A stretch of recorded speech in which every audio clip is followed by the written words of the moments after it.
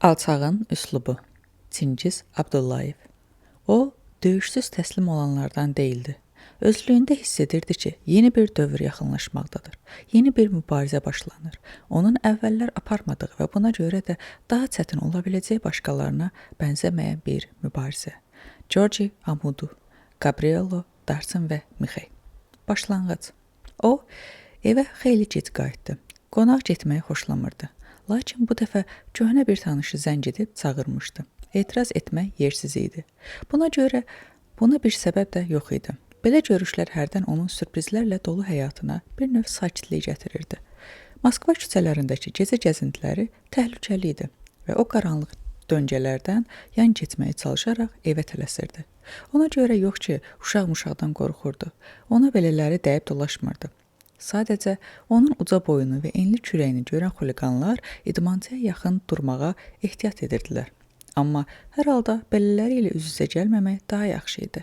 Hətta bu uşaqların odlu silah gəzdirməsi və fərqinə varmadan qurbanın azacıq müqaviməti zamanı belə onu işə salması ehtimalı vardı. O, ümumiyyətlə silah gəzdirməməyə çalışırdı. Neçə illik təhqiqatları ərzində dərk etmişdi ki, silah nəinki məxsus olduğu şəxsi qorumur. Əksinə, onu düşünülməmiş hərəkətlərə məcbur edir. Silah saxlamaq və gəzdirmək hüququna malik olsa da, ondan gen gəzməyi cəhd edirdi. Küçə fənərləri evin həndəvərini əməlli başlı işıqlandırmışdı.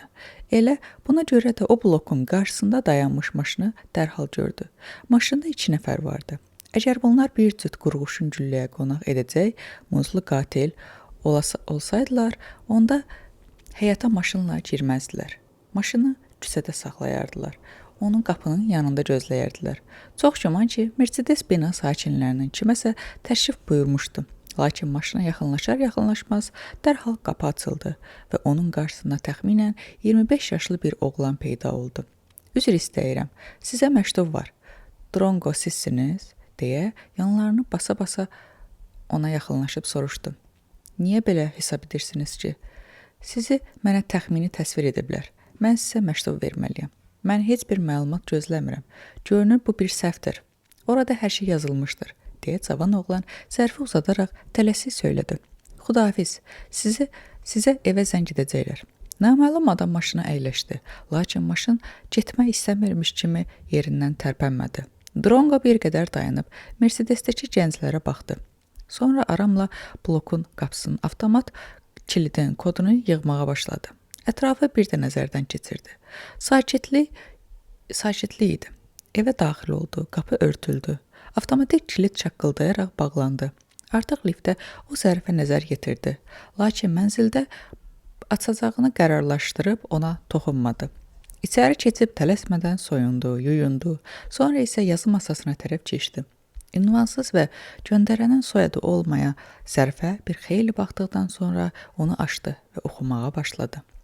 Hörmətli cənab Drongo, adınızı və atanızın adını heç bir vəclə öyrənə bilmədiyimə görə sizə belə müraciət etdiyimiz üçün üzr istəyirəm. Məsələ burasındadır ki, təcili köməyinizə möhtacam. Başa düşürəm ki, belə bir məktub sizi təəccübləndirəcək. Amma buna ciddi yanaşmanızı rica edirəm. Bu müstəsna dərəcədə ciddi məsələdir. Onu öhdəsindən yalnız siz gələ bilərsiniz. Anonim məktubu bir neçə dəfə oxusa da, bunu kimin və nə məqsədlə göndərdiyini baş çıxara bilmədi. Burada nə məktubu göndərənin adı, nə ünvanı, nə də ki, onun nə kimi köməyə ehtiyacı olduğunu kiçicik bir eyham var idi. Drongo televizoru qoşub fikrini qəribə məktubdan yayındırmağa çalışdı. Lakin buna müəssər olmadı. Bir neçə dəqiqədən sonra telefon zəng çaldı. O avtocavabçını qoşdu. Salam, tanış olmayan kişi səsi eşidildi. Səsinin sahibi avtocavabçının məlumatını səbirlə dinlədi. Amma görünür, asanlıqla təslim olmaq istəmədi. Siz dəstəyi götürə bilərdinizmi? Deyə soruşdu. Elə indicə sizə mənim məktubum çatdırıblar. Eşidirəm sizi. Drongo telefonu qoşdu. Mən Parisdən zəng edirəm. Təsəvvür edirəm ki, bu zəng sizi nə qədər təəccübləndirəcək. Lakin biz təcili görüşməliyik. Başa düşmədim, nəyə görə? Drongo soruşdu. Və mənim telefonumu sizə kim verib? Bu vacib deyil. Abonent tələsik söylədi. Sizi tapmaq üçün mən xeyli vaxt və qüvvət sərf etmişəm. Siz mənim yanıma Parisə uça bilərsinizmi? Mən hələ ki kiminlə danışmaq şərəfinə nail olduğumu bilmirəm. Gələndə bilərsiniz, söz verirəm ki, sizi heç bir təhlükə gözləmir. Əgər nə üçünsə təklifimi qəbul etməsəniz, sizi dərhal geri qaytaracaqlar. Sizin üçün super salonuna bilet artıq sifariş verilmişdir. Uçuş sübh tezdəndir. Əgər razılaşsanız, pulu və bileti dərhal gətirəcəklər. Yalnız öz soyadınızı və pasportunuzun nömrəsini biletə yazın. Səhər sizi Şeremetiyova aeroportuna aparacaq, təyyarə Parisə çatanda isə qarşılayıb yanıma gətirəcəklər. Maraqlı təklifdir, Drongo dedi. Belə çıxır ki, haqqında heç nə bilmədiyin halda yanınıza gəlməyim, heç belə elədiyim olmayıb. Bu adi hadisə deyil. İnanın, çox müstəsna haldır və köməyinizə ehtiyacım var. Məmnuniyyətlə inanıram, amma razılaşın ki, belə bir zəng şübhədən başqa bir şey doğurmur. Razıyam. Və mənə tam inanmağınız üçün sizə lap elə indi bilet və 50.000 dollarlıq avans gətirəcəklər. Sizi belə bir beh qane edirmi? Qane edir deyə Drongo qımışdı. Qeyri-adi tərzdə iş görmək xüsusiyyətiniz var. Yaxşı, mən sabah səhər uçaram. Bəs siz harada bilirsiniz ki, mən Şengen vizası var? Mən hətta sizin fransız pasportuna malik olduğunuzu da bilirəm, deyə naməlum adam tələsik söylədi. İnanın ki, çox iş görmüşəm. Mənə lazımsınız, Drongo. Buna görə də sabah səhər sizi gözləyirəm. Bəs nəyə görə özünüz yanıma gəlmirsiniz? Biz bu barədə danışarıq, deyə naməlum adam sağollaşarkən söz verdi. Demək, razısınız? Mən Parisə getməyi xoşlayıram, Drongo fikirli halda dedi. Minnətdarım. Naməlum adam sevincək oldu. Xudahafiz. Düz 2 dəqiqədən sonra qapının zəngi çalındı. Maraqlıdır. Onlar blokun avtomat kilidini necə açıblar? Yəni, onlar kodu bilirlər. O, gözdükdən baxdı. Bu məktubu ona verən həmin cavan oğlan idi. Drongo qapını açdı və cavan oğlan ona ikinci, daha iri həcmli zərf uzatdı. Biz sizi sabah səhər aşağıda blokun qarşısında gözləyəcəyik, deyərək sağollaşdı. Zərfdə 5 büküm yeni 100 dollarlıq əskinaz və Air Fransız aviaşirkətinin Parisə super salon bileti var idi. O fikirli-fikirli bileti maşının üstünə qoydu, pulları səhvlədi və əşyaları yığışdırmağa getdi. Hər şeyi sübhə qədər çatdırmağa lazım idi. O, birinci gün. O həqiqətən də bu şəhəri sevirdi. Elə zənn edirdi ki, buraya da dənizin sahilində yerləşən, böyüyüb boşa çatdığı doğma şəhəri kimi çox yaxşı bələddir. Həyatının çox hissəsi keçirdiyi Moskva kimi müəyyən bir dövrdə ekspert qismində fəaliyyət göstərdi. New York kimi Paris onun üçün sadəcə Fransanın paytaxtı və xoşuna gələn şəhər deyildi. Bu bütünlüklə Hemingway'nin Paris ithaf etdiyi məhəbbətin həmişə səninlə bircə olan bayram lakonik formulasına uyğun gəlirdi. Tez-tez səfərləri zamanı Drongo Avropanın kiçik oyuncaq şəhərlərinin hüsnü kimi Asiyanın sarayları və qədim abidələrə malik dəbdəbəli paytaxtlarını, Amerika göydələnlərinin, konglomeratlarının vahiməli ölçülərini, Latın Amerikası megapolislərinin üslub və dövrlərin əlvan qatışığını dərk etməyi və dəyərləndirməyi öyrənmişdi. Dünyanın bir çox şəhərləri onun xoşuna gəlirdi. Möhtəşəm London, qədim Roma, dəbdəbəli Madrid, gözəl San Francisco, füsunkar Buenos Aires, elektrik Berlin, əcaib Pekin, zərif Sankt-Peterburg. Bunlar onun üçün təkcə dünya mədəniyyətinin mərhələləri deyil, öz qəlbinin də dönüş nöqtəsi idi. İnsan duhası tərəfindən ərsəyə gətirilmiş və ucaldılmış bir-birindən rəngarəng və gözəl şəhərlər, lakin əgər New York onun üçün müasir dünyanın mərkəzi, Moskva isə dərin şəxsi mənəvi dəyərlərin paytaxtı idisə, Paris onun qəlbinin şəhəri idi. Bu qədər əsrarəngiz, bir qədər naz qəmzəli, bir qədər mühafizəkar və daim füsunkar. Aeroportda onu sərnişini ilə bir avtomobil gözləyirdi. Drongo hələ məhz kiminlə görüşəcəyini bilməsə də artıq ona zəng etmiş, adamı tam təsəvvüründə canlandırmışdı. Daha doğrusu onun psixoloji portretini yaratmışdı. Əvvəla onu 50.000 dollar məbləğində beh göndərən birinci dərəcəli bilet alan Moskva və Paris Mercedeslərdə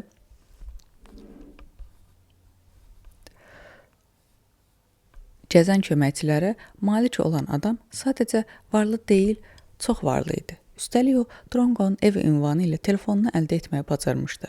Bu isə asan məsələ deyildi. Çox məhdud dairədə olanlar super səviyyəli ekspert Drongo ilə şəxsi tanışlıqla öyünə bilərdilər. O bunu süni təvəzzükarlıqsız başa düşürdü. O, bütün sərhəd və gömrük rəsmiyyətlərində çox tez keçib maşına əyləşdi və avtomobil şəhərin mərkəzinə üz qoydu. Artıq yarım saatdan sonra onlar Parisin dəbdəbəli aristokrat mənzilləri ilə məşhur 16-cı rayonunda idilər.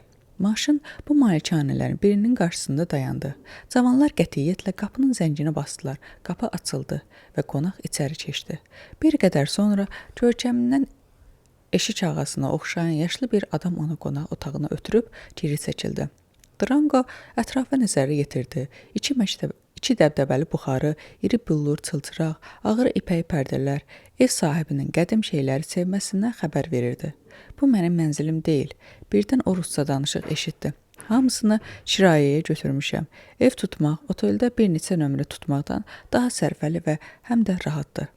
Ev sahibi ucaboy, artıq çallaşmağa başlayan, gicgahı çuxura düşmüş gözləri, nazik dodaqları və sifətinin simmetriyasını bir qədər pozan qartal dimdiyinə bənzər burnu olan bir kişi idi. O əlini Drongoya uzatdı. "Salam, əyləşin," deyə o masanın arxasındakı qoltuqlu kürsüdə rahatlanaraq qonağın əyləşməsini səbirlə gözlədi.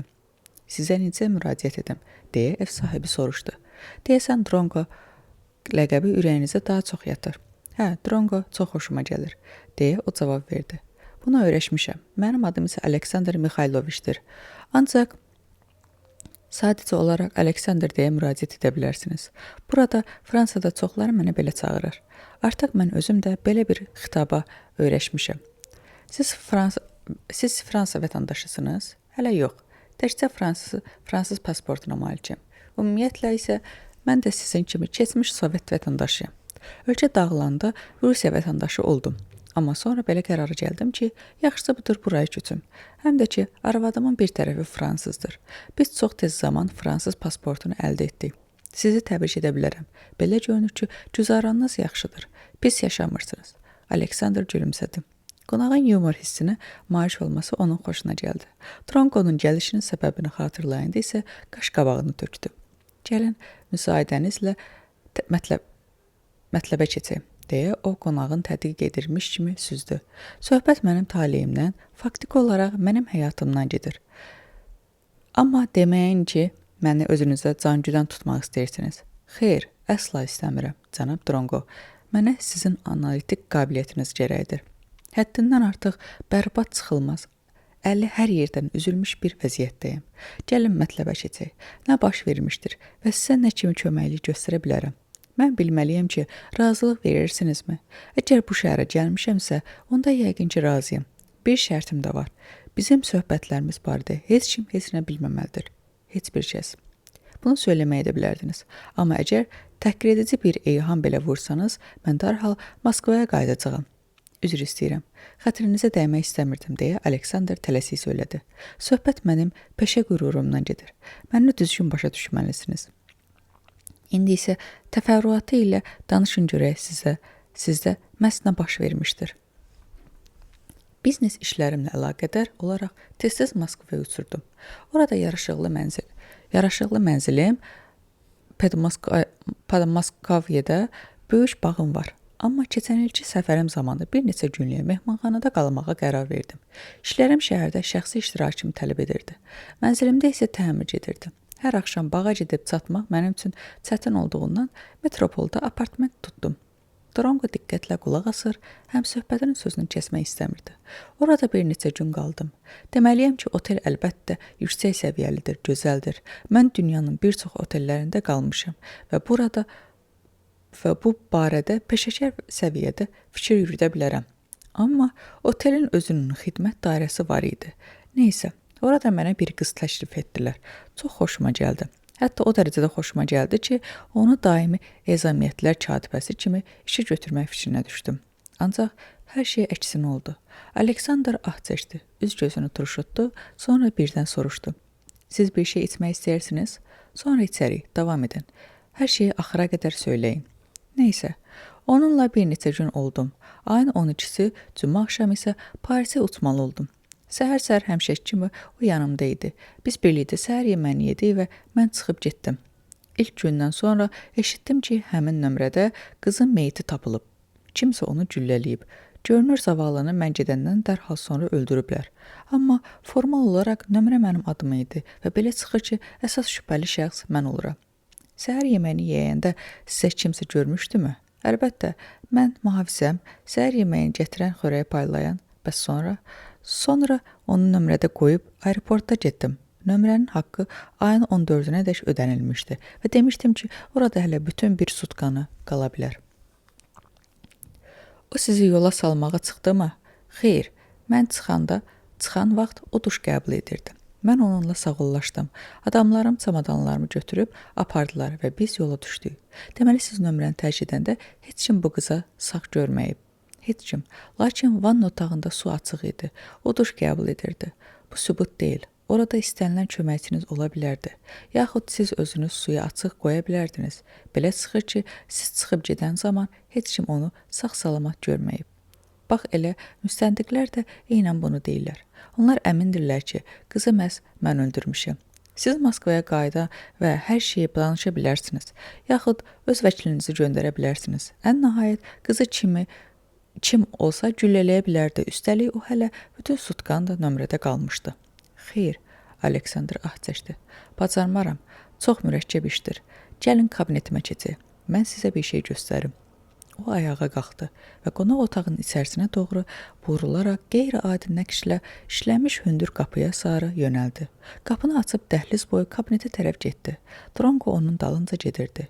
Ev kifayət qədər böyük idi və Aleksandr kabinetinə daxil olanadək onlar azı 50 addım getməli oldular.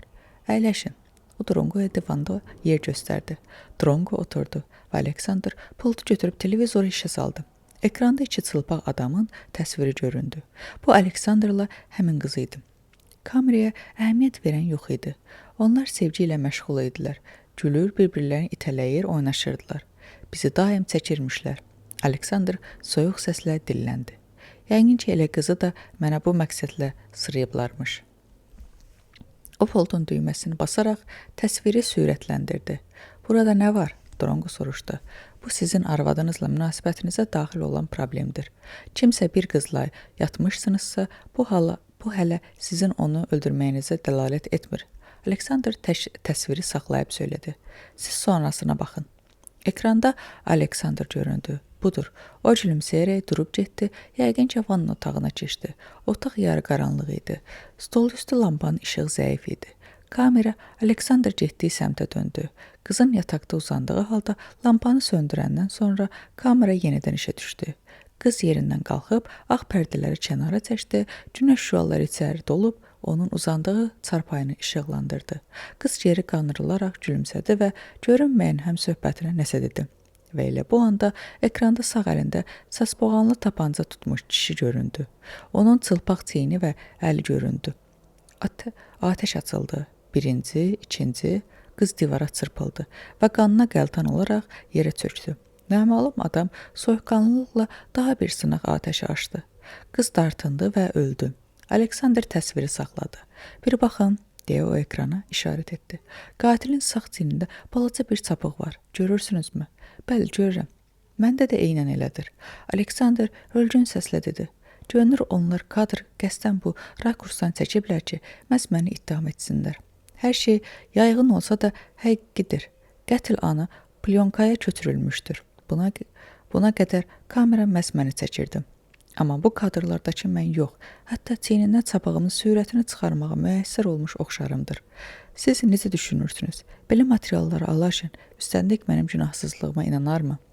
Çətin. Dronqo səmimi etiraf etdi. Hər şey əla, çox yüksək, peşəkarlıqla hazırlanmışdır. Görünür, siz haqlısınız. Kamera doğrudan da əsl qatili çəkmişdir. Sübut etmək mümkün deyil ki, kadrda ikinci çılpaq kişi olmuşdur. Üstəlik, onda sizin çapığınız vardır.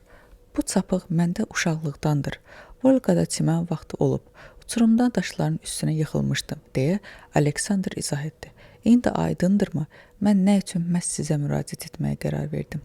Bu plyonka sizdə haradandır? Nəhayət, biz xoşagəlməz bir məqama çatdıq. Mənə kimsə bir cənab zəng vurdu və bu plyonkaya baxmağa təklif etdi. Təbii ki, əvvəl etiraz etdim, amma o kaseti mənə evə göndərdi. Əvvəlcə belə hesab etdim ki, onlar sadəcə pul istəyən şantajçılardır və mən onlara danışıb razılığa gələ bilərəm. Lakin səhv etmişdim. Plyonkanı mənə göndərən adam daha çox şey istəyir. 10 gündən sonra Moskvada ən iri Rusiya şirkətinin səhmlərini satışı üzrə hərrac başlayacaqdır. Hamıya bəllidir ki, bizim qrup hərracda iştirak etməyə hazırlaşır.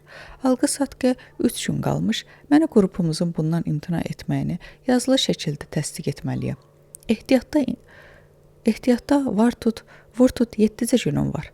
Əks halda Plyonka müstəndiqə çatdırılacaq. Onsuz da o artıq Moskvaya getməyimi və ifadə verməyimi tələb edir. Hələ ki, Plyonkanın müstəndiqə dərhal verilməyəcəyi, mənim isə aeroportun lap özündə həbs edilməyəcəyim haqda əlimdə heç bir təminatım yoxdur. Bir də ki, əgər bir həftədən sonra Moskvada olmasam, öz qərb tərəf müqabillərimə heç vəclə sübut edə bilməyəcəm ki, bütün işlərim qaydasındadır. Onlar mənim Moskvaya getməkdən imtina etdiyimin səbəbini sadəcə başa düşməyəcəklər və son nəticədə bizim layihəni müəyyənləşdirməkdən imtina edəcəklər. Hətta hər şeyə göz yumub özümü xəstə kimi göstərə də bilmərəm. Əgər bizim şirkət rəsmi surətdə hərracda iştirakdan imtina etməsə, Plyonka dərhal müstəndiqə veriləcəkdir. Onlar da əlbəttə ki, Fransa tərəfinin mənim təhvil verilməyimi tələb edəcəklər. Təsəvvür edirsinizmi? Bütün bunlar nə ilə nəticələnə bilər? Yerli mətbuat daim Rus mafiyasından yazır. Bizim hamımız onlar üçün istənilən yollarla milyoner olan həmin mafiyanın nümayəndələriyik.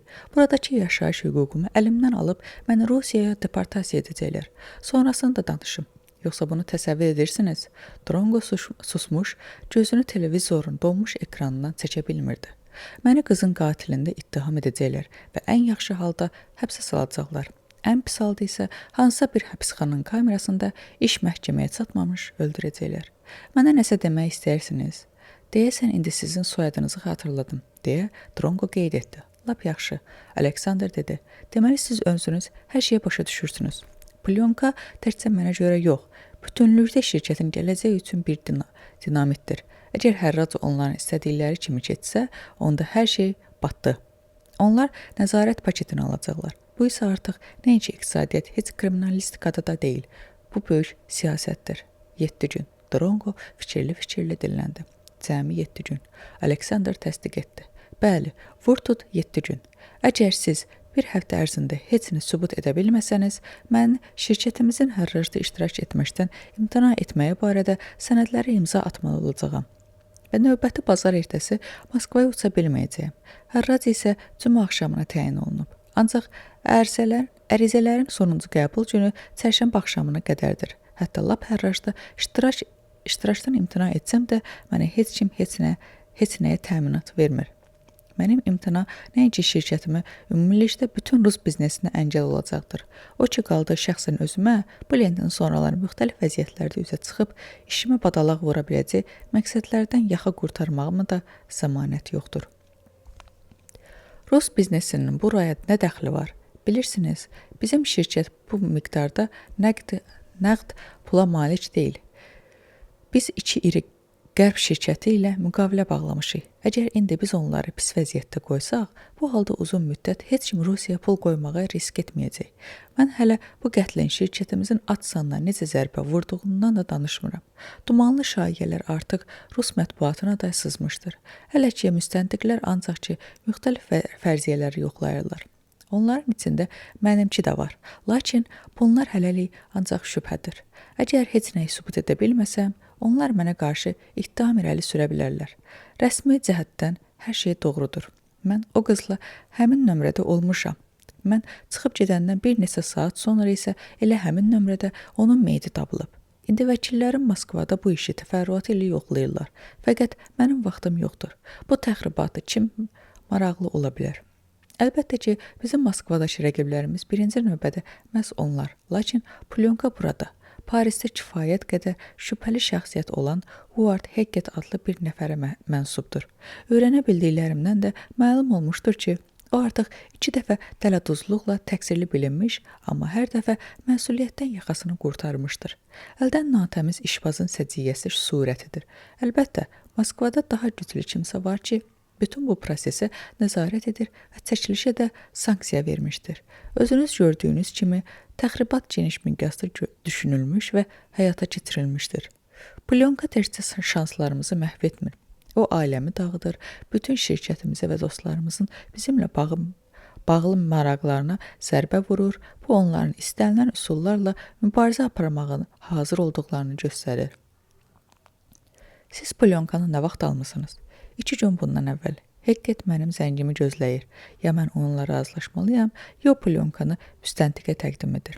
Müstəntiq isə dərhal mənim təhvil verilməyimi yaxud da Moskvaya qaytarılmağımı tələb edəcəkdir. Bundan da pis variant olması mümkündür. Plyonka televiziya ilə göstərilə bilər. Bu tam məğlubiyyət deməkdir. Hətta lap sonradan özüm haqq qazandıra bilsəm də Atsanın üstündə xətt çəkiləcəkdir. Plyonka təsvir olunan həqiqətənmi sizsiniz? Bəli, təəssüf ki mənəm və məni də çoxları tanıyacaqlar. Amma gülləni atan siz deyilsiniz? Əlbəttə ki yox. Zavallı bir qızı öldürmək nəyimə gərək idi? Hansı səbəblərə görə? Ancaq ona görə ki, onunla olmaq mənə xoş idi. Cəfəngiyatdır. Sizin arvadınız bu Plyonka haqda bilirmi? Xeyr. Xoşbəxtlikdən hələ ki ailəmdən heç kim bu barədə heç nə bilmir. Nə qızlarım, nə də arvadım. Siz mənim tərəfimdən nə kimi köməyə təsəvvür edirsiniz? Mən nə etməliyəm? Axı özünüz deyirsiniz ki, Plyonka həqiqidir. Bununla razıyam ki, sonuncu epizodda iştirak edən siz olmamısınız. Amma axı digər epizodlarda məhz sizi çəkiblər. Mən bu yazını necə təkzib edim? Mən sizdən nəyisə təkzib etməyə xahiş etmirəm. Aleksandr köks ötürdü. Mən əsl qatilin tapılmasını istəyirəm. Bu cinayətin araşdırılmasını, Moskvaya qayıtmaq və qatili tapmaq. 7 gündən sonra mən Moskvaya gedə bilim. Bunu isə yalnız o halda edə bilərəm ki, mən bu qondarımı ittiham təhlükəsi gözləmədiyindən arxayın olum. 7 günə? Deyə Drongo soruşdu. Siz istəyirsiniz ki, mən qatili 7 gün ərzində tapım? Görünür iş adamını büzüşməyə vadir edən onun səsindəki istehza idi. O gözlərini yumdu və boğuq səslə dedi. Bəlkə də siz haqlısınız. Yəqin ki, doğrudan da hər şey faydasızdır. Amma mən cəhd etmək istərdim. Mənə elə gəlirdi ki, siz bacararsınız. Mənə deyirdilər ki, siz hərdən möcüzələr edirsiniz. Sizin bax, belə bir möcüzə yaratmağınıza ümid edirəm. Drongo dinmədi. İstədiyiniz qanararı deyin, Aleksandr həyəcanla səsləndi. Mən istənilən məbləğə razıyam. Məsələ pulda deyil. Məsələ sizin mənim qarşıma qoyduğunuz işin özünün çətinliyidir. 7 gün Drongo düşünə-düşünə təkrar etdi. Belə bir möhlət məndə heç olmamışdı. Bəlkə də cəhd etməyə dəyər, deyə o nəhayət dilləndi. Çalışarıq möcüzə yaradaq. Düzdür, şəxsən mən özüm möcüzəyə inanmıram. Ancaq o Hekket haqqında bir qədər eşitmişəm. Sizin ən etibarlı adamlarınızdan mənə 2 nəfər lazım olacaq. Və başlanğıc üçün Ward Hekketin Parisdəki ünvanını və ya telefonu da verin. İndi isə hər şeyi yenidən ətraflı şəkildə danışın və lap əvvəldən başlayın. 1-ci gün. Onlar Latour de Argent'da, yəni gümüşü güllə mənasını verən restoranda görüşməyi vədələşdilər. Buradan Notre Dame'ın füsunkar mənzərəsi canlanırdı. Bu restoran əsrlər boyu Fransız kulinariyasının uğur rəmzi olmuşdu. Burada ən görkəmli siyasi xadimlər, estrad ulduzları, iş adamları nahar etmişdilər. Müəssisənin şərafətli cəhətlərindən biri də ördəkdən hazırlanan xörək idi. 6 əsr ərzində onların hər biri masaya müəyyən nömrələrlə gətirilirdi. Bu, Parisin ən yaxşı restoranlarından sayılırdı və Drongo bilərəkdən görüşü orada təyin etmişdi ki, gələcək həmsöhbəti onun samballı adam olmasına inansın. O yanılmamışdı. Ward Hekket problemi anladığınızı ərz edərək Mr. Aleksandrın nümayəndəsi ilə görüşü razı oldu. Əvvəlcə Hekket onun ismi ilə maraqlandı və Drongo özünü bir vaxtlar fəaliyyət göstərdiyi Henri Lejeune kimi təqdim etdi. Drongo masa arxasında oturmuşdu. Zalda bəstəboy stenyorlara xas ədalı bir kişi göründü. Kişi alçaq boylu idi. Ətli yanaqları, sallaq buxağı, pırpız qaşları vardı və o, zahirən dünya şöhrətli şantajçıdan daha çox kəndli fermerə oxşayırdı. Lakin qıllıqlı səsi və kifayət qədər nəzakətli hərəkətləri onun haqqında müəyyən təsəvvür oyadırdı. Mülayim təbəssüm simasını tərk etmirdi. Əllərini axıcı hərəkətlər isə həm aktyora, həm də gizlədilmiş tuzu istənilən anda ortaya çıxartmağa hazır olan Leylaca xas idi. Dəbdə olan qalstuku ilə tünd rəngli ciddi biçimli kostyumu Dronqonun nəzərindən yayınmadı. Hekket masaya yaxınlaşıb, artıq onu gözləyən Dronqoya ötəri nəzər salaraq əyləşdi. Gülümsəyib fransızca dedi. Axşamınız xeyir. Siz görüşü necə də füsunkar bir yerdə təyin etmisiniz. Bu, Parisin ən yaxşı restoranlarından biridir. Dronqo onu saxladı. Mən fransızca danışmıram. Mümkünsə, gəlin ingilis dilinə keçək. Əlbəttə, Mr. Lejever, məni çaşdıran sizin fransız soyadınız oldu. Amma bunun heç bir əhəmiyyəti yoxdur. Siz artıq sifariş etmisiniz? Xeyr, mən bu işi sizin öhdənizə buraxmağa qərarı aldım. Görünür, peşənizdəki mürəkkəblik sizi bu cür restoranlarda tez-tez olmağa vadar edir. Hekket Dronqonun istehzasını qəbul edib, qaşlarını dartdı. Sonra isə afisiyantın menyusuna baxmadan dərhal sifariş verdi. O, qurman deyildi. Hər ikisinin razılığı ilə onlara qırmızı şərab gətirildi. Afisiyantlar çıxıb gedəndən sonra onlar söhbətə başladılar. Şübhəsiz ki, siz öz müştərinizi maraqlarını müdafiə edəcəksiniz. Hekket gülümsədi. Mən buna çalışacağam, deyə Dronqo cavabında gülümsəyərək başı ilə razılığını bildirdi. Demək istəyirəm ki, müştərim göndərdiyiniz plyonkadan heç də fərəh hissi keçirmir. Lakin işi görən mütəxəssisləri də mütləq qiymətləndirmək lazımdır. Çox yüksək səviyyədədir. Əlbəttə, sonraki kadrları çıxmaq şərti ilə. Hekket daha da cazibədar bir təbəssümlə gülümsədi. Nəyə görə? Biz plyonkaya tam bir vəhdət kimi baxırıq. Yoxsa istəyirsiniz sonuncu kadrları keçək? Əlbəttə ki, xeyr. Axırıncı kadrlar onların vida səhnələrini elə orijinal sonluq verir ki, rejissorlar, operator bu hüququ mənə versəydi, mən məmnuniyyətlə həmin qandarma səhnələri bir Hollywood döyüş filminə daxil edərdim. Siz qiyməti bilmək istəyirsiniz? Hər halda, şərtlərinizin miqyası haqda heç olmazsa təxmini təsəvvürə malik olmalıyıq. Dedikləriniz müştərinizə məlumdur. Heç bir pul söhbəti yoxdur. Biz bir-birimizə etibar edirik. Bizə yalnız Mr. Aleksandrın Moskvada keçiriləcək hərrajda iştirak etməkdən imtina etməsi kimi qısa məktubu lazımdır. Qoy o Parisdə qalsın. Bura elə gözəldir ki, vəssalam. İstədiklərimiz budur. O özümüz Parisdəki mənzilində rahat yatır. Biz isə sakitcə plyonkanı unuduruq. Sizin belə bir məktubu alandan sonra plyonkanı unudacağınıza heç bir təminat yoxdur. Hekket razılaşdı. Əgər biz bu məktubu almasaq, film dərhal Moskvada bu qətlin istintaqını aparan müstəndiqə çatdırılacaqdır. Güman edirəm ki, müştəriniz onu nə gözlədiyini dərk edir. Bundan başqa mənim ad-sanım bütün Avropada məşhurdur. Mən eyni bir filmi 2 dəfə müştərinizi təzyiq məqsədi ilə istifadə etməyə özümə rəva bilmərəm. Sizin ad-sanınız, Dronqo qırmızı şərabın dadına baxdı. Afisiyant özünü çatdırıb cəld qədəhləri doldurdu. Sizin şan şöhrətiniz doğrudan da bütün Avropada məşhurdur, deyə Dronqo razılaşdı. Siz Madriddən Varşavaya dək ən məşhur şantajçısınız. Xətrinizə dəymək istəmirdim. Mən sadəcə olaraq faktları göstərirəm. Hesab edirsiniz ki, sizə inanmalıyıq. Çox sağ olun, Hekket gülümsündü. Onu öz mövqeyində daşındırmaq mümkün məsələ idi. Sadəcə sizin başqa çıxış yolunuz yoxdur. Siz mənə inanmalısınız. Mən mələk deyiləm, amma pisliyi xatirinə də etmirəm. Mənə nəyin bahasına olursa olsun, Mr. Aleksandr və onun qərbdəki dostlarının neytrallaşdırıb onların hərrajda iştiraklarına yol verməmək gərəkdir. Bundan savayı məndən heç nə xahiş edilməmişdir. Mən heç vaxt öz şəxsi simpatiya və antipatiyama uymağa yol vermirəm. Əgər Mr. Aleksandr iştirakdan imtina etsə, onda hər şey unudulur və plyonka aradan götürülür. Əlbəttə ki, əgər gələcəkdə kimsə onu əldə etmək istəməsə, Hekket həmsöhbətinə göz vuraraq əlavə etdi. Mən sizin daxili alicənablığınıza şübhə etmirəm. Dronqo kinayə ilə qeyd etdi. Müstəndiqin əlində hələ ki, Mr. Aleksandrın əleyhinə onun həmin nömrədə qalması faktından başqa heç nə yoxdur. Amma bu onun günahını sübut etmir. Plyonka isə vəziyyəti kökündən dəyişir. Siz onu görmüsünüz. Bu şərəfə nail olmuşam. Bax belə, vəziyyət tam aydındır. Ya o hərracda iştirak etməkdən imtina edib, bu barədə məktub göndərir və Moskvaya getmir, ya da ki, Moskvaya uçur və elə ertəsi gün qəzetlərdən öyrənir ki, zavallı qızın qətlində o əsas ittiham olunan şəxsdir. İkisindən biri, digər variant yoxdur. Hər şey xırdalıqları ilə nəzərə alınmışdır. Bu mənim özümün əntiq üslubumdur, Mr. Lejivir. Mənə iş tapşırılan təqdirdə mən onu sona qədər və etibarla yerinə yetirirəm. Siz unudursunuz ki, Rusiya mətbuatında bu tür cinayətlər haqda gedən şayiələr artıq müştərinin ad-sanına zərbə vurur. Belə düşünmürəm.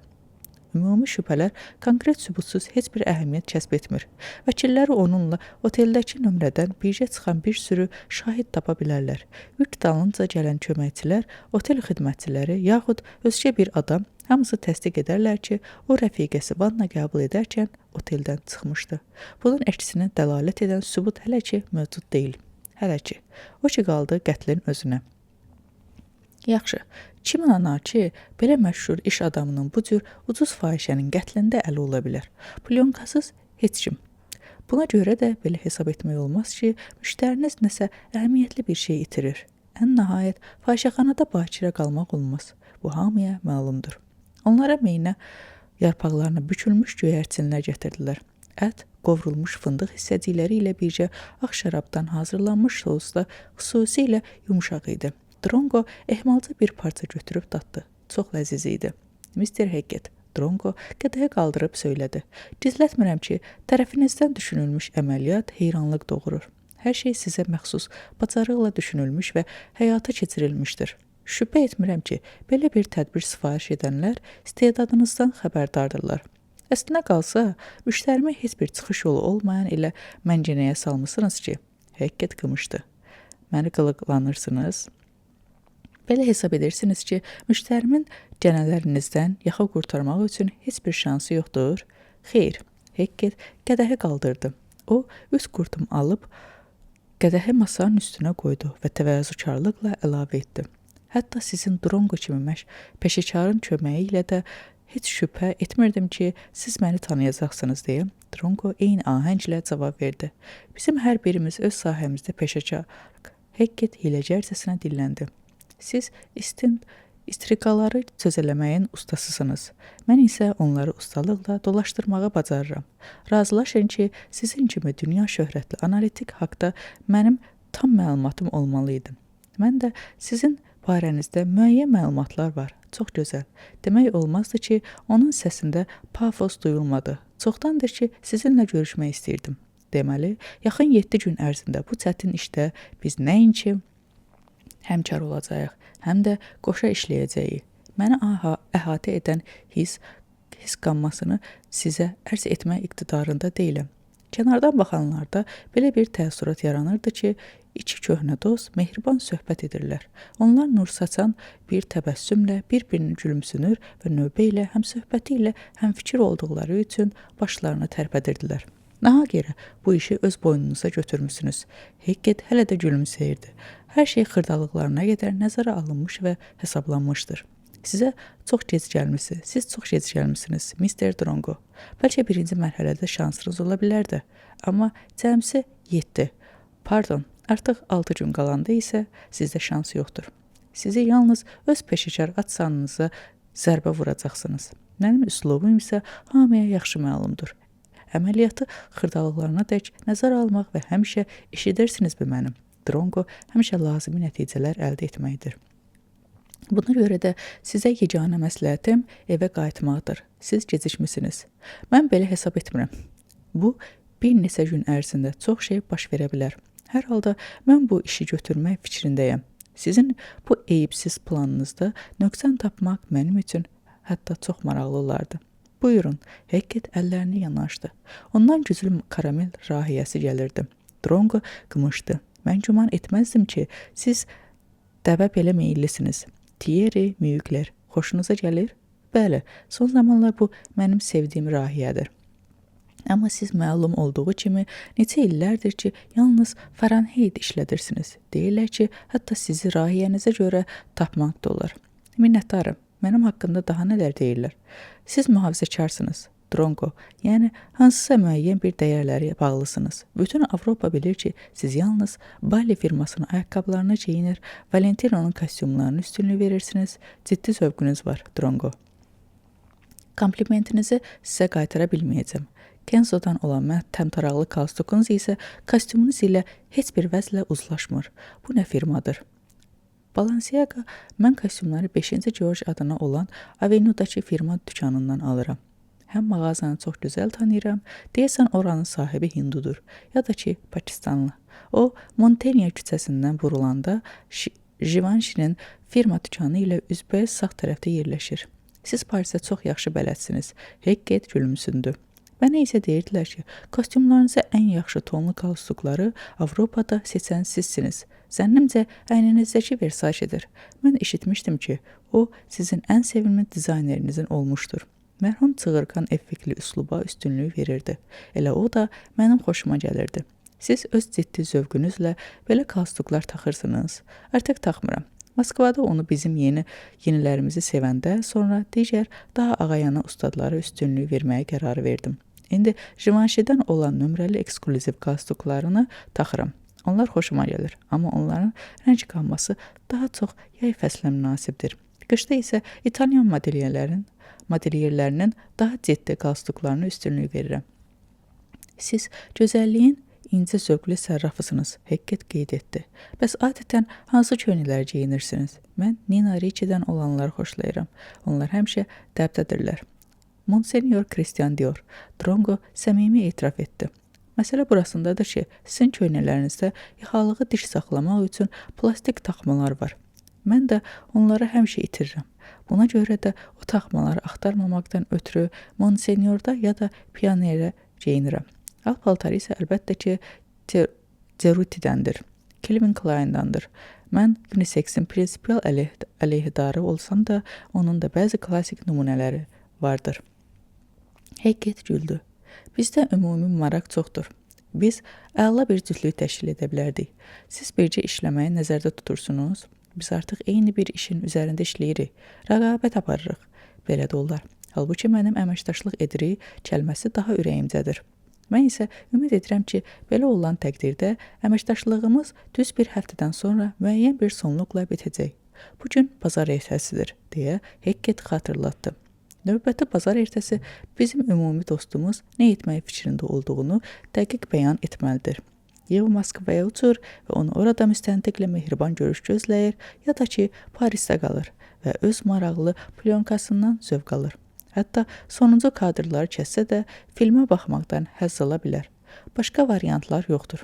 Əgər risk etməyə qərarlaşdırıbsa, onda uduzacaq. Təəssüf ki, öhdəçiliklərimi əl-qolum bağlıdır və onun üçün heç nə edə bilməyəcəm. Belə olan halda mənim vaxtım düşündüyümdən də azdır. Lakin mən geri çəkilməyə adət etməmişəm. Mister Hackett, siz düz 11 gündən sonra bu restorana dəvət edirəm. Ümid edirəm ki, mənim də şam etməyə razılıq verərsiniz. Düz 11 gündən sonra, deyə Drongo təkrar etdi və onda əməkdaşlığımızın nəticələrini müzakirə edərik. Hackett donquldandı. Özünüzə elə arxayınsınız ki, amma bir şey çıxmayacaq. Heç cəhd göstərməyə də dəyməz. Hər halda mən cəhd edəcəyəm. Ən nəhayət, Mr. Hackett, sizin kimi bir peşəkarla mübarizədə məğlubiyyət də adama çox şey öyrədə bilər. Sizin sağlığınıza, Hackett. Ümid edirəm ki, düz bir həftədən sonra burada olacaqsınız. Mütləq. Hackett qımışdı. Siz nahaq yerə hətta qorxu gəlib fənd işlədirsiniz, Drongo. Axı artıq heç nə etmək olmaz. Dostunuzun qəbul edə biləcəyi yeganə ağıllı qərar elə günü bu gün məktub yazmaq və perspektivsiz axtarışlarla sizə zəhmət verməməsidir. Üstəlik, sizin ad-sanınıza da xələl gələ bilər. Belə zənn etmirəm. Məğlubiyyətdən heç kim sığortalanmamışdır. Özü də mənfurluqlar təşkil edən sizin təki mütəxəssisdən. Hackettin sifətindən təbəssüm yox oldu. O, qaşqabağını tökdü və əsəbi-əsəbi söylədi. Yaxşı, mənə meydan oxumağa cəhd edin. Baxarıq, görək nə çıxır. Amma nəzərə alın ki, bu dəqiqədən etibarən mən ciddi cəhdlə sizə qarşı fəaliyyətə başlayıram. Öz bir tərəfliyimi mən sizə vəd etməmişdim. Mən Ritz otelində qalıram, Drongo bildirdi. Əgər siz bir gözəllə mənə daha badalaq vurmaq istəsəniz, etiraz eləmərəm. Amma ikisini tapsanız daha yaxşı olar. Birisi lazım gəlsə, mənim şahidim olardı. Hekket çəngəli masanın üstünə qoydu. Başını bulayıb gülümsədi. Gözəl taktikadır, dedi. Amma məni təxribata uymağa təhriş etmək sizə müəyyəssər olmayacaq. Növbəti cümə günü görüşərik, Mr. Drongo. Drongo təəccübləndi. Siz desertdən imtina edirsiniz? Bəli, şirniyyət bədənin mütənasibliyini korlayır. Sizin də ondan imtina etməyinizi məsləhətdir. Məsləhətlərinizi mütləq nəzərə alaram, Mr. Hekket. Məncə burada heç bir gizli eyham yoxdur, eləmi? Xudahafiz. Uart Hekket ayağa qalxdı. Bir anlığa fikrə getdi, sonra dedi. Ehtiyatlı olun, Drongo. Mən mübarizəni öz qaydalarımla aparıram. Mənim devizim isə budur. Əsas mükafat uğrunda mübarizədə heç bir qayda olmamalıdır. Əlvida. O gedəndən sonra Drongo hələ bir xeyli oturduğu yerdən tərpənmədi. Nəhayət, ofisiant ona yaxınlaşdı. Desert gətirim? Deyə o müştəriyə tərəf əyilərək soruşdu. Xeyr, pendir və biraz da şərab gətirin. Durub gedən dostum hesab edir ki, desert mənə ziyandır. Birinci gün. Gecə yarıdan keçmişdi, lakin onlar hələ də oturub söhbət edirdilər. Drongo Hekketlə görüşdən sonra hər şeyi xırdalığına qədər öyrənməkdən ötürü iş adamının yanında idi. Hərracla əlaqədar hər şey aydındır deyə Drongo yekun vurdu. Qızla və restoranda tanış olmusunuz, elədirmi? Bəli, elədir. O həddən artıq yaraşıqlı, lap elə mənim xoşuma gələn qadınlardan idi. Amma o mənimlə oturmamışdı. Qonşu masada idi və yüngülvari səhər yeməyi sifariş etmişdi. Ya da ki, Amerikanların təbirincə desək, lenç. Bəs siz haradan bildiniz ki, o peşəkardır? Bu yataqda dərhal hiss olundu. O hətta sadəcə peşəkar deyildi. Öz sahəsi üzrə mütəxəssis idi. İngiliscə çox səlis danışırdı. Xülasə, mən ona nömrəmə qalxmağı təklif etdim və o razılaşdı. Sonrasını da ki, özünüz bilirsiniz. Deməli, siz konkret olaraq heç kim tanış etməyib. Xeyr, lakin qız içəri girən kimi mən ona diqqət yetirdim. Biz elə bu zaman mənim vəkilimlə şam edirdik. Hər ikimiz nəzərlərimizi ona yönəltdik. O çox cazibədar idi. Restoranda demək olar ki, heç kim yox idi. Gecələr işləməyə cəhd göstərdiyimdən adətən yuxudan çox gec dururam. Elə bu səbəbdən də adətim üzrə çox yatmaq üçün mehmanxanalarda qərb tərəfi götürürəm. Həmin gün səhər yeməyini günortaya yaxın yeyirdik və halımı təsəvvür edin. Onu görər-görməz hətta bütün görüşlərimi təxirə saldım. Drongo mızıldandı. Şübhə etmirəm. Açıq-aşkar görünür ki, qadın sizin zövqünüz və meylinizə uyğun seçiblər. Mr. Hekketin tanış dast xəttini görürəm. O hər şeyi əsaslı edir. Bəlkə də sizin hansı tip qadınları dərhal xoşladığınızı ayırt edən psixoloq da çağırıb. Bəli, bəli, mənə də elə gəlir. Necə olsa, o dərhal razılaşdı. Özünü çox sadə aparırdı. Qadınların özlərinə naza qoyması, sövdələşməsi, məsələni qaldırması mənim heç xoşuma gəlmir. O belələrinə bənzəmirdi. Yox, elə o da başqaları kimi imiş. Drongo etiraz etdi. Sadəcə fərqli cəhət bu olub ki, onun haqqı qabaqcadan ödənilibmiş və elə bir məbləğ ki, öz fəaliyyətinin bir il ərzində qazana biləcəyindən daha böyük olub. Səndimcə ondan da az olmayıb. Hekket belə hallarda pulu qızır qalanmır. O onsuz da öz sifarişçiləri ilə ümumi haqq hesab eləyir. O elə cəzbədar idi ki, Aleksandr köks ötürdü. Onun ölüm xəbərini eşidəndə halım fəna oldu. Vəkiliniz müstəndiqin suallarına artıq cavab veribmi? Bəli, o söyləyib ki, mən getmişim. Moskvada gələn bazar ertəsindən tez olmayacağam. Müstəndiq göndəriş vərəqəsi qoyub. Mənim çərşənbə axşamı şahid qismində dindirməyə getməyimi xahiş etmişdir. Vəkilinizin soyadı nədir? Lyubomudrovdur. Vikeni Alekseyeviç Lyubomudrov. Lyubomudrov elə maraqlı soyaddır ki, yaxşı mütəxəssisdir. Biz onunla artıq çoxdan işləyirik. Şübhə etmirəm ki, ən yaxşısını seçmisiniz. Mən də Moskvada onlarla birlikdə çalışacağım. Daha kimi məsləhət görərdiniz. Mənə bir nəfər də köməkçi gərəkdir. Artıq sizin evinizdən olmuş həmin Andrey İlyini. Ona tam etibar edirəm. Onunla bir neçə ildir tanışıq. Çox yaxşı. İndi isə verəcəyim bir neçə sualı tam düzgün cavablandırmağınızı rica edirəm. Ancaq tam dəqiq olsun. Əks təqdirdə sizə lazım olan nəticəni əldə etməyə təminat verə bilmərəm. Bəli, əlbəttə, Aleksandr mızıldandı. Eşidirəm sizi. Sizi oteldə çəkdiklərini bilirdiniz? Əlbəttə ki, yox. Aleksandr özünü itirdi. Siz belə hesab edirsiniz ki, çəkilişi mən özüm təşkil etmişəm? Yox, mən belə hesab etmirəm. Sadəcə dəqiqləşdirmək istəyirəm. Mənim heç nədən xəbərim yox idi. Əgər bir şey sezsəydim, kameranı sındırardım. Hətta Vikendi Alekseyeviçdən həmin nömrəni yoxlamağı da xahiş etmişdim. O şəxsən özü hər şeyi yoxlamışdı. Güman var ki, miniatür ötürücü kamera şəkli altında birləşdirilmiş və bütün çəkiliş də elə oradan aparılmışdır. Mənə göstərilən lentin ilk epizodlarında sizin olmağınız şübhəsizdir.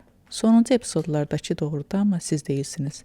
Mən bu dəqiqə sizin üçün keşiş və ya vəkil kimi bir kəsəm. Əgər qızı siz öldürmüsünüzsə, yaxşı olardı ki, bunu mənə dərhal söyləyəsiniz ki, axtarışların vektorunu dəyişim. Belə olan təqdirdə qatili deyil, sizə haqq qazandıracaq səbəblər axtaracağam. Əgər indi mənə yalan desəniz, bu qarşımda qoyulan məsələnin tam iflası deməkdir. Görürsünüzmü, mənə inanmırsınız. Aleksandr çəkdi. Mən onu öldürməmişəm. O qəti şəkildə dilləndi. Ona güllə atmamışam, deyə iş adamı əlavə etdi. Yaxşı, indi isə sonuncu sualım. Bu hərrajda iştirak etmək sizə doğrudanmı vacibdir? Yoxsa iştirakdan imtina edib həqiqətən plyonkanın əslini əldə etməyə üstünlük verirsiniz? Aleksandr köks ötürdü. Mən imtina edə bilmərəm. İş mənlik deyil. Hərrajda bir çoxlarının maraqları bir-birləri ilə sıx bağlıdır.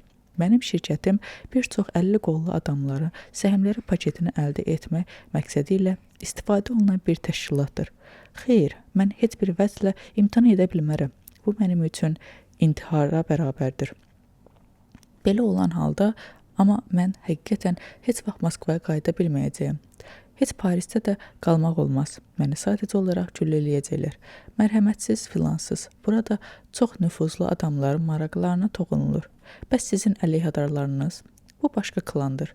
Əslində qalsa, Rusiyada hal-hazırda hakimiyyət başında bir neçə klan vardır ki, onlar da ölkədə bütün siyasi müəyyənləşdirirlər.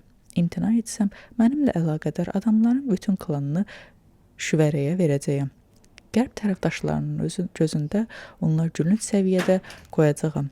Özgə bir klanın ələ keçirəcəyi səhmlər paketi onların Rusiyanın bütün siyasətinə və iqtisadiyyatına təsirini gücləndirəcək. O cümlədən də ölkədəki real vəziyyəti nəzarət işində. İnandırıcıdır, Drongo dilləndi. Lap əvvəldən şübhələndim ki, burada nəinki iri iqtisadi maraqlar, eləcə də siyasət rol oynayır. Uart Hackett həddindən artıq tanınmış bir şəxsiyyətdir və onu yalnız siz belə qiymətsizcəsinə zərbə altına qoymaq məqsədi ilə muzla tutmazdılar. Görünür, onlar öz strategiyalarını xırda təfərrüatına qədər işləyib hazırlayaraq ən zəif nöqtəni seçmişlər. Tamamilə doğrudur. Sənədləri formal olaraq şirkətimizin başçısı qismində isə məhz mən təqdim etməliyəm. Sənədlər bağlısında bütün imzalar da mən atmalıyam. İndi qarşında seçim dayanıb. Ya Moskvaya getməliyəm, samballı adamların maraqlarını pozduğuma görə məni öldürəcəklərini gözləməli, yaxud da Moskvaya uçub özümü qurban verərək başını cəllad kötüyünün üstünə qoymalıyam. Əlbəttə, səhmləri biz alacağıq, lakin məni uzun müddət damğalayacaqlar, ya da ki, öldürəcəklər. Belə çıxır ki, hər iki halda sonluğum eynidir. Biz buna hələ baxarıq, Drongo bildirdi. Bəzən üçüncü variant peyda olur. Bu, həmin haldır ki, o zaman sikkə böyrü üstə düşür. Milyon şansdan biri də olsa, o həmişə mövcuddur. Yaxşı, Aleksandr özünü gülümsəməyə məcbur etdi. Amma onun təbəssümü yazıq və məzlum bir şəkli aldı. Gəlin, belə hesab edək ki, siz mənim şansımsınız. Məhz elə bir şansım milyonda biri. Səhər geri Moskvaya uçuram, Drongo bildirdi. Qoy sizin ilin məni qarşılasın. Əgər mümkünsə, vəkilinizlə birgə bizim vaxtımız onsuz da azdır. O Vandom meydanındakı Ritz otelinə gecə saat 1-də qayıtdı. Holda iltifatlı qapıçı ona yaxınlaşdı. Bağışlayın, müsyo, deyə o üzrxahlılıqla dilləndi. Sizə bir neçə dəfə 523-cü nömrədən zəng etmişlər. Gələn kimi onların yanına qalxmağınızı xahiş edirlər. Drongo təəccübləndi. Kimi zəng etmişdim? Bilmirəm, amma çox xahiş etdilər ki, siz onların nömrəsini qalxasınız. Müsyo, onlar elə bu gün gəliblər və bizim oteldə yerləşiblər. Qəribədir, deyə Drongo düşündü. Heç kimin onun Ritz otelində qaldığından xəbəri yox idi. Lakin qapıçıya təşəkkürünü bildirib 5-ci mərtəbəyə qalxmaq üçün liftə girdim. Girişi sağ tərəfində yerləşən lift qeyri-adi şəkildə quraşdırılmışdı. Qonaqlar liftə daxil olur və qapı onların arxasında bağlanırdı. Bundan sonra kabinə yuxarı qalxır, qonaqlar isə artıq dar kabinetdə geri dönmədən digər qapıdan çıxırdılar. 5-ci mərtəbəyə qalxaraq göstərilmiş nömrəyə tərəf gedib qapını döydüm. Gəlin, o qadın səsi eşitdi. Dronko ehtiyatla qapını açdı və kiçik dəhlizə keçdi. Otaqdakı qoltuqlu kürsülərdə nadir gözəlliyə malik 2 qadın əyləşmişdi. Biri sarışın, o biri xurmaya saçlı idi. Adamda belə təəssürat yaranırdı ki, gözəllər dəb agentlərinin reklam plakatlarından qopub gəlmişlər.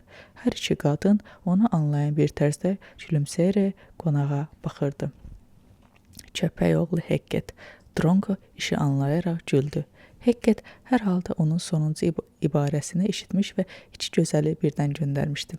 Qadınların gecə yarısından sonra holda oturmalarına icazə verilməyəcəyini gözəl bildiyindən onları üçün nömrə tutmuşdu.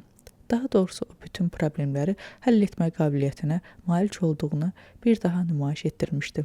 Dronko soruşdu. Siz məni gözləyirsiniz? Və elə bu andaca telefonun zəngi səsləndi. Qadınlardan biri incəli ilə ayağa durdu və dəstəyi qaldırıb Dronkoya ötürdü. Xoş istirahətlər Dronko, deyə Hekket arzuladı. Mənim zənnimcə onlar sizin zövqünüzü oxşayacaqlar. Narahat olmaya bilərsiniz. Mənim Redsdə gizli kameralarım yoxdur. Bu hələ məlum deyil. Dronko mızıldandı. Amma hər halda hədiyyənizə görə təşəkkürümü bildirirəm. Mən sizə borcluyum. Gecəniz xeyrə qalsın. O dəstəyi qoyub hər 2 qadına tərəf çevrildi. Tərəddüd etmək səbihlik idi. O belə cins nümunələrə nadir hallarda rastlaşırdı. Dronko gülümsündü. Mister Hekketə rədd cavabı verə bilmirəm. Ancaq qoy özündən razı olmasın. İndi mən aşağı düşüb onun adamlarını yəqin ki, hələ baş çəkməyə macal tapmadıqları başqa bir nömrəyə götürəcəyəm. Nə? Deyə qadınlardan biri soruşdu. Heç nə, sadəcə olaraq sizi gözəlliyinizə məftunam, deyə Dronko nömrədən çıxdı. 2-ci gün. Səhər Dronkonun dalınca otelə gəlmiş avtomobil onu aeroporta apardı.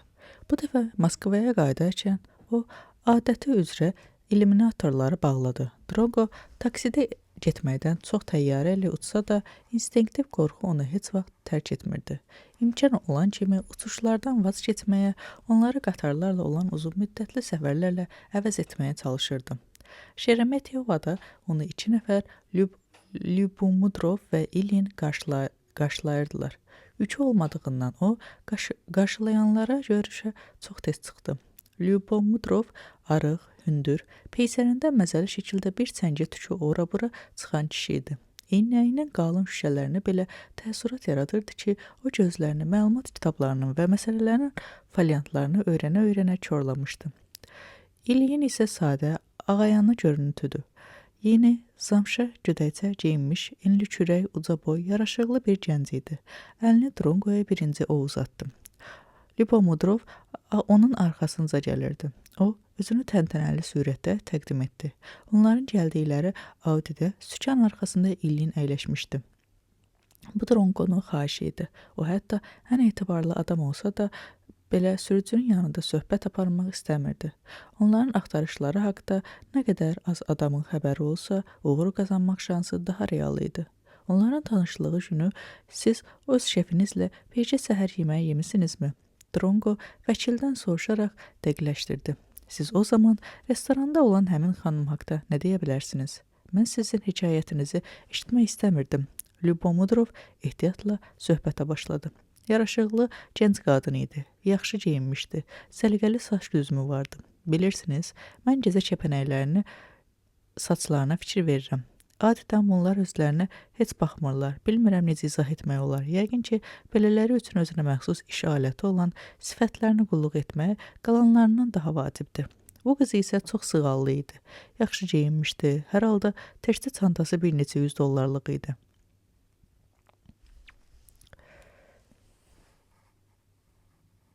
Elə peşəkarlar var ki, onların əməyi çox yüksək qiymətləndirilir və ödənilir.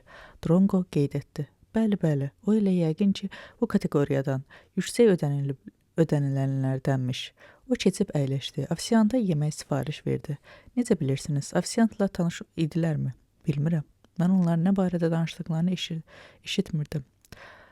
Tanışır kimi ona başını tərpətdi, yoxsa əksinə quru-quru salamlaşdım. Daha çox tanımadığı adam kimi rəftar etdi. Aleksandrla necə tanış oldular? Onun həmişəki üsulu ilə qıza ən bahalı şampan şərabı göndərdi, qız minnətdarlıqla başını tərpətdi. Sonra qıza yaxınlaşdı, bir qədər söhbət edib, birlikdə onun nömrəsinə getdilər. Elə zənn etdim ki, bir saata qız oranı tərk edəcək, lakin Aleksandr çox möhkəm arid olmuşdu. Hətta bir neçə vacib görüşü təxirə saldı. Sonra qız düz 3 gün onun nömrəsində qaldı və çoxları onları bir yerdə gördülər. Drongo nədənsə narazı qalmış kimi soruşdu. Çoxları. Ona görə də onun qətli hamımızı şoka saldı. Hələlik müstəndiqi inandıra bilmişim ki, bu xanım öldürülənə qədər şef mehmanxananı tərk etmişdi. Yaxşı ki, hələ qız nömrədə qalmışdı və onu ancaq günorta saat 4 radələrində tapıblar. Bəs şefiniz nə vaxt uçdu? O oteldən səhər saat 10-da çıxmışdı. 2-nin yarısında onun təyyarəsi Parisə uçmuşdu. Biz hətta ofisimizə baş çəkməyə macal tapdıq. Bəs ekspertlərin rəyinə görə qadını haçan qətlə yetiriblər? Təqribən elə bu vaxtlar. Ekspertlər vaxtı saat 1-in yarısında 2-nin yarısına dək təxmin edirlər. Yəni nəzəri cəhətdən o qızı gülləyib aeroporta gedə bilərdi.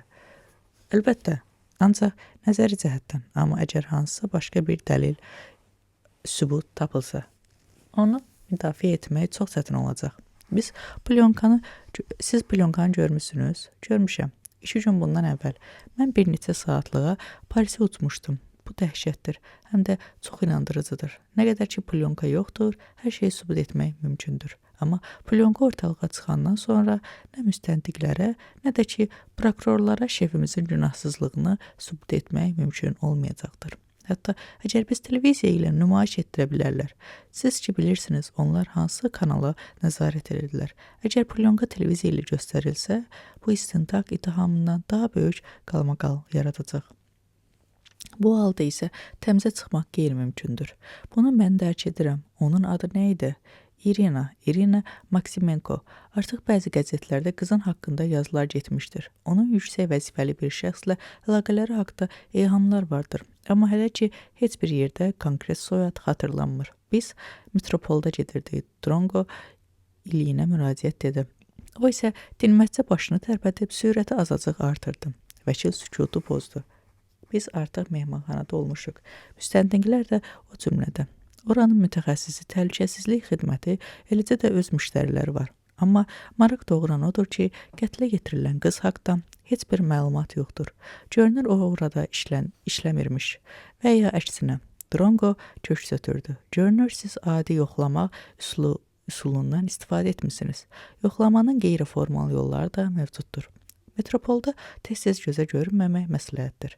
İlyin qeyd etdi. Gözə görmək olmaz, gözə girmək olmaz. Çox böyük, xoşagəlməz şeylərlə rastlaşmaq olar. Çalışıram ki, ehtiyatı əldən verməyim deyə Drongo başını tərpədərək onu anladığını bildirdi. Hər halda axtarışları mehmanxanadan başlamaq lazımdır. Siz isə Vikenti Alekseyeviç prokurorluğa gedərsiniz və mərhum barədə mümkün qədər çox şey öyrənməyə çalışırsınız. O kimdir, haradandır, harada yaşayırdı, əgər Moskvalıdırsa, qohumları harada yaşayırlar, harada qeydiyyatlı idi. Ümumiyyətlə, bacardığınız qədər çox şey öyrənməyə çalışın. Çalışaram, amma düzünü deyim, çətin ki, müstəntiq bütün soruşulanları mənə nəql etməlidir. Lyubomudrov tərəddüdlə sözü uzatdı. İzah edin ki, söhbət şefinizin ad sanından gedir. Yəni ki, həqiqəti aşkar etmək üçün istintaqa kömək etmək niyyətindəsiniz. Elə düşünürəm. İş başından aşan müstəntiq çox güman ki, sizə anlayıb kömək əlini uzadacaq. Ən nəhayət, qətlə yetirilən qız haqqında məlumatlar nəyə görə gizlədilməlidir? Axı bu istintaq sirri deyil. Onun harada yaşadığınızı biz bilirik. İlyin əlavə etdi. Yeni Olimpiya kəndi Udaltsova küçəsində yaşayırdı. Haradan bilirsiniz? Bizim sürücülərimiz onu bir neçə dəfə oraya aparıblar. Drongo etiraz etdi. Bu elə heç nə demir. Çox ola bilər ki, orada yaşamır. Kimsə onunla bircə mənzilə qalxıbmı? Xeyr, maşın onu adətən evin yanında gözləyirdi. İstənilən vəziyyətdə biz ora gedirik və hər şeyi yoxlayırıq. Drongo razılaşdı. Amma əvvəlcə metropol yolu üstü Vikenti Alekseyeviçi də prokurorluğa ötürərik. Harada görüşəcəyik, deyə vəkil soruşdu. Düz 2 saatdan sonra biz sizi götürməyə gəlirik. Lakin çalışın, mümkün qədər çox məlumat əldə edin. İstənilən detal, istənilən təfərrüat çox böyük əhəmiyyət kəsb edə bilər. Mən sizi anlayıram.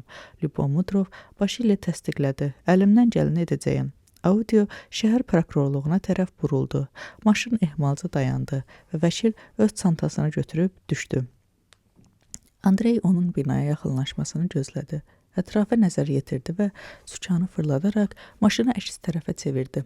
Siz artıq mehmanxanada yoxlama aparmısınız? Buna cəhd göstərmişik. İlyin köks ötürdü. Köhnə ünvanında da axtarış aparmışıq. Heç bir iz-toz yoxdur. Sanki o qeybdən peyda olub, heç kimin onun harada yaşadığını bilmir. Müstəndiqlər isə öz məlumatlarını bizə bildirmirlər. Axı onların da nəsə sirləri var. Ünvan şöbəsində necə yoxlamısınız? Yoxlamışıq. Bizə verdikləri ünvanda o ümumiyyətlə heç vaxt olmayıb. Drongo mızıldandı. Əcəb işdir. Andrey onu başa düşmədi. Yox əşi, adi işdir. Görürsünüz ki, heç bir nəticə yoxdur. Sizinkini demirəm. Drongo sərt şəkildə izah etdi. Şefinizin rəqiblərinin işini nəzərdə tuturam. Hər şey əla, yüksək səviyyədə hazırlanmışdır. Bu şəxsi təkcə hərrac ərəfəsində deyil, hətta ondan sonraki həftələr, aylar ərzində də demək olar ki, təminatla oyundan çıxarmışlar. Əgər biz onun günahsızlığını sübut edən inandırıcı dəlillər tapa bilməsək, Aleksandr çox uzun bir müddət ərzində şantaj edə bilərlər. Heç bir təminat yoxdur ki, hərrac keçirildikdən sonra şefinizə yenə də nəsə yeni bir sövdələşmə təklif etməyəcəklər. Bu tip adamlara güzəştə getmək olmaz. Heç vaxt və heç nədə. Bircə dəfə güzəştə getmək kifayətdir ki, onlar zəif damarınızı tutub sizi əlli ayaqlı yesinlər. Onlar güzəştə getmək olmaz, deyə Drongo təkrar etdi. Andrey onları ötürüb, az qala yollarını kəsib cipə nəzər salaraq başını tərpətdi. Moskvanın mərkəzində maşınla getmək nəinki problem idi, həm də təhlükəli idi. Ya uzun müddətə tıxaca düşürsən, ya da ki, son sürəti ilə şütüyən cigitlər heç bir qayda qanun məhəl qoymadan səni ötməyə başlayacaqlar.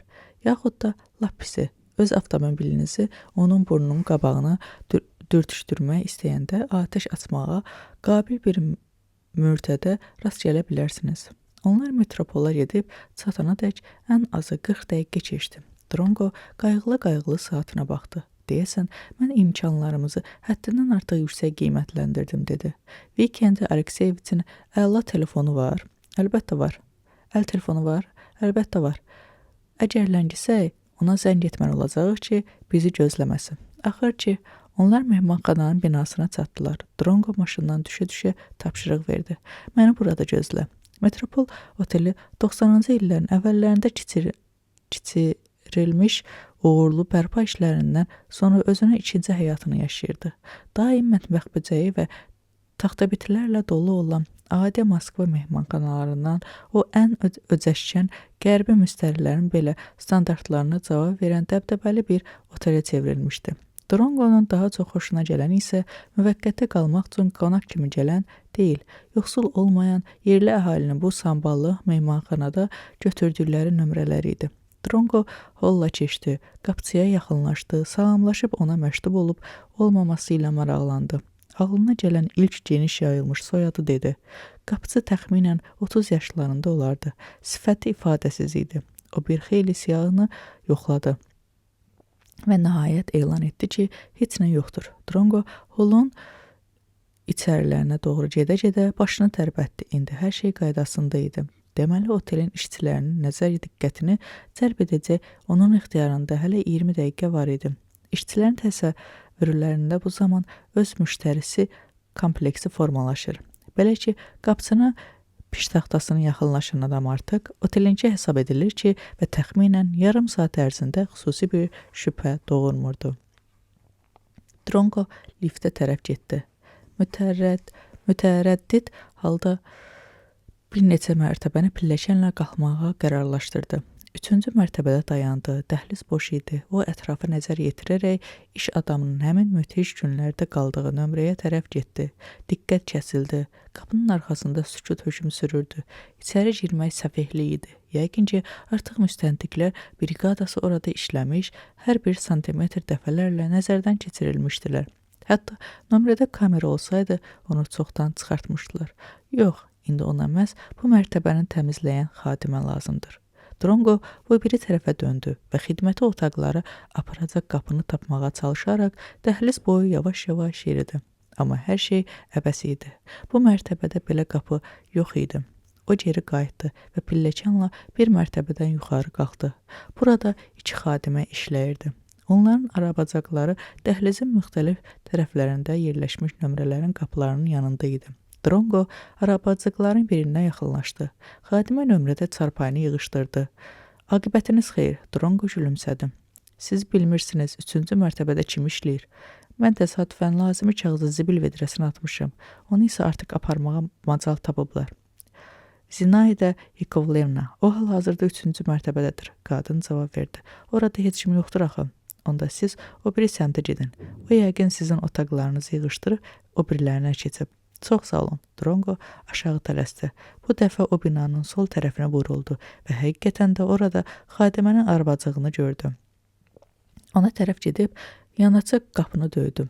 Zinaida Yakovlevna deyə o qadını çağırdı. Xadimə səsləndi və geri qanrıldı. Təqribən 45 yaşlı, orta boylu, çəhrayı yanaq, başı şara oxşayan cirdabaş bu qadın tanımadığı adamı görəcək karıxdı. Sizə nə lazımdır? O soruşdu. Dronqo otağa daxil oldu. Mən sizinlə danışmaq istəyirdim. Qadın xahiş etdi. Burada yox. Bizə yad nömrələri heç kim buraxmır, icazə verilmir. Bilirəm. Elə buna görə də ancaq kandarda dayanmışam. Sizinlə belə söhbət edə bilərəm? O qorxa-qorxa soruşdu. Nə haqqında? Bizə qadağandır. Xeyr, narahat olmayın. Elə bir şey yoxdur. Mənə ancaq 5 dəqiqə vaxt lazımdır. Qətlə yetirilən qadın olan nömrəni siz mi yığışdırmısınız? Mən heç bir arvadsat tanımıram. Xadim onu başından eləməyə çalışdı. Çıxın gedin buradan. Burada qalmaq olmaz. Dronqo cibindən $100 əskinazı çıxartdı. Çıxın gedin. Qadın qəti şəkildə söylədi. O daha 2 belə kağızcıq çıxartdı. Bizə qadağandır. Qadın eyni səslə təkrarladı. Cəmi bir neçə sual. O daha 2 əskinaz əlavə etdi və pulları başının üstündə qaldırıb dedi. Burada $500 var. Əgər siz mənim bir neçə sualıma cavab versəniz, onları sizə verəcəyəm. Qadın bir pula, bir ona baxdı. Sonra yenə də pula baxdı və inamsız soruşdu. $500, Dronqo dedi. Mənim vaxtım azdır. Siz bu pulları əldə etmək istəyirsiniz? Sizə nə lazımdır? Bu artıq razılıq demək idi. O, otağın içərisinə doğru bir neçə addım atdı. Pullar televizorun üstünə qoydu və xadimə tərəf çevrilib soruşdu. Qadın qətlə yetirilən gün bu otağı yığışdırmısınızmı? Xeyr, mən səhərə yığışdırmışdım. O sağ olanda biz nömrələr səhərlər, yəni günortaya qədər yığışdırırıq. Siz onu görmüşdünüzmü? Görmüşdüm. Bəs əvvəllər necə? Onu buralarda görmüşdünüz? Güman ki, siz özünüz məxsusi qız kontingentiniz var. Bizim heç bir məxsusi qız kontingentimiz yoxdur. Qadın səksəndi. O qızı da əvvəllər görməmişdim. Fikirləşdim ki, o qonaqla gəlib, onunla da gedəcək. Bəs nömrəni sizdən sonra kim yığışdırmışdı? Sveta. Qətlə yetirilən qız orada artıq tapılandan sonra axşam onun nömrəni təmizləmək üçün çağırdılar. O Sveta hardadır? O indi mehmanxanada işləyirmi? Xeyr, onu necə tapmaq olar? Mən bilmirəm. O televizora yaşlıları tapacağı ilə olan tərəfə baxırdı. Dollalar onun şüurunu açıq-aşıq təzyiq göstərirdi.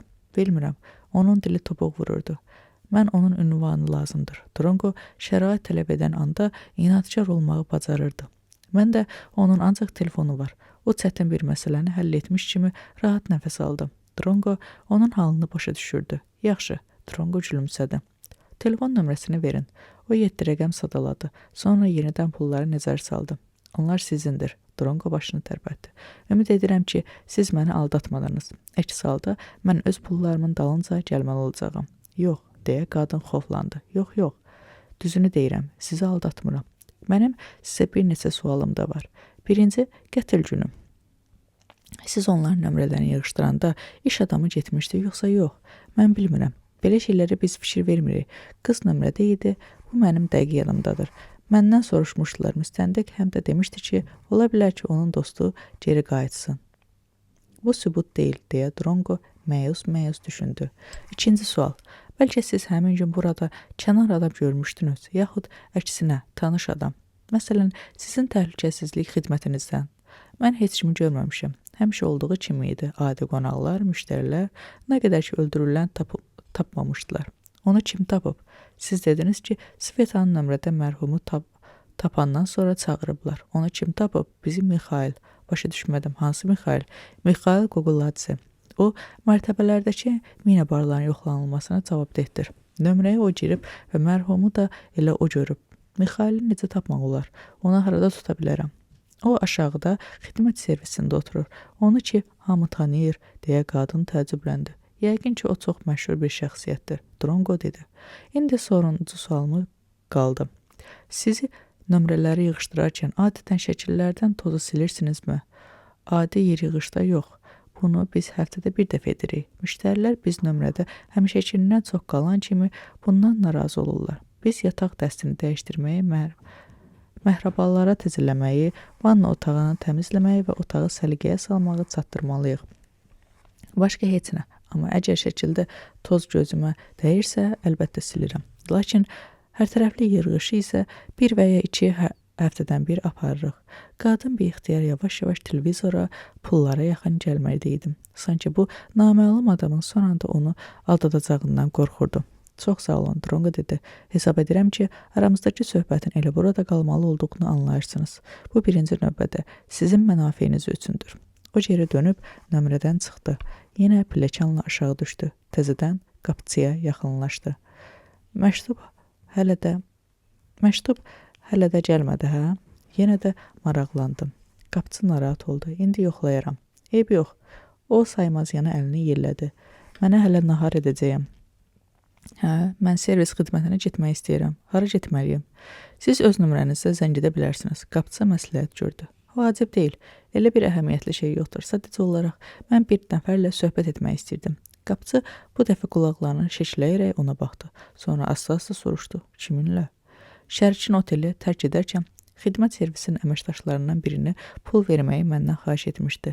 Elə bir şey deyil, $300. Sadəcə olaraq onun xahişini yerinə yetirməmək ayıbdır. $300, qapıçı təkrar soruşdu. Siz onlara kimə verməlisiniz? Söhbət puldan gedəndə burada həmişə istənilən uydurmalara inanırlar. Bütün dünyada xidmət sahəsində olduğu kimi bu yerdə kredit kartlarından asılı olmayaraq nəqd pul qismində çay pul mövcud idi. Mixail, soyadını xatırlamıram. Nəsə bir Gürcü familiyası idi. Drongo özünü elə apardı ki, güya xatırlamağa çalışırdı. Qoquladze, qapıçı sevincək oldu. İndi çağıraram. O, telefonun dəstəyini götürdü və cəld dəstəyi güclə eşidiləcək səslə nəsə pıçıldadı. $100 əskinaz artıq piştaxtanın üstündə idi. Siz elə diqqətlisiniz ki, Drongo dilini şirin yerinə saldı. Qapıçının gözləri qıyılıb 2 dənə də xırda yarığa döndü. Dodaqlarını yalayıb başını tərpətdi. Əlini irəli uzatdı. Məktaba axtarım, xırıltılı səslə soruşdum. Drongo gülümsədi. Əlbəttə, mən düşünürəm ki, o mütləq gələcək. O, holun içərilərinə doğru getdi. Dərin qoltuqlu kürsüdə yerini rahatladı. Bir dəqiqədən sonra qapıçının yanında hündürboy, azca tosqun, 30-40 yaşlı birisi peyda oldu. Bir qədər daz idi. Şişin yanaqları, böyük ətli burnu və sallaq buxağı var idi. O cılız qapıçıdan daha heybətli görünürdü. Məni soruşan kim idi? Qoquladze soruşdu. Qapıçı Drongonu göstərərək başını tərpətdi. Mən soruşan sizsiniz, deyə Qoquladze biraz nəzərə çarpan qafqazlı ləhcəsi ilə soruşdu. Yəqin ki, o ömrünün çox hissəsini Moskvada ya da ki, Rusiyanın başqa bir nöqtəsində keçirib. Drongo düşündü. Tbilisi anadan olan Gürcücə danışmağa öyrənən uşaqlar sonralar rus dilinə keçsələr də və bu dil onlar üçün əsas dil olsa belə heç vaxt xarakterik aksentdən yaxa qurtara bilmirlər. Aqibətiniz xeyir, Drongo ayağa durdu. Mən sizinlə bir qədər söhbət etmək istərdim. Pəzəvənc qaşqabaqlı yad adama nəzər salaraq soruşdu. Sizə nə lazımdır? Drongo öz sualını təkrar etdi. Biz sizinlə harada söhbətləşə bilərik, nə barədə? Mənim sizə maraqlı təklifim var. Arxamca gəlin. Mixail razı oldu və qapıçının arxasında hansısa tərəfi göstərdi. Onlar holdan keçərək balaca bir dəhlizə çıxdılar və Qoqoladze bir qapını itələyib açaraq onu balaca bir otağa dəvət etdi. Otaq boş idi. Divar boyunca stullar düzülmüşdü.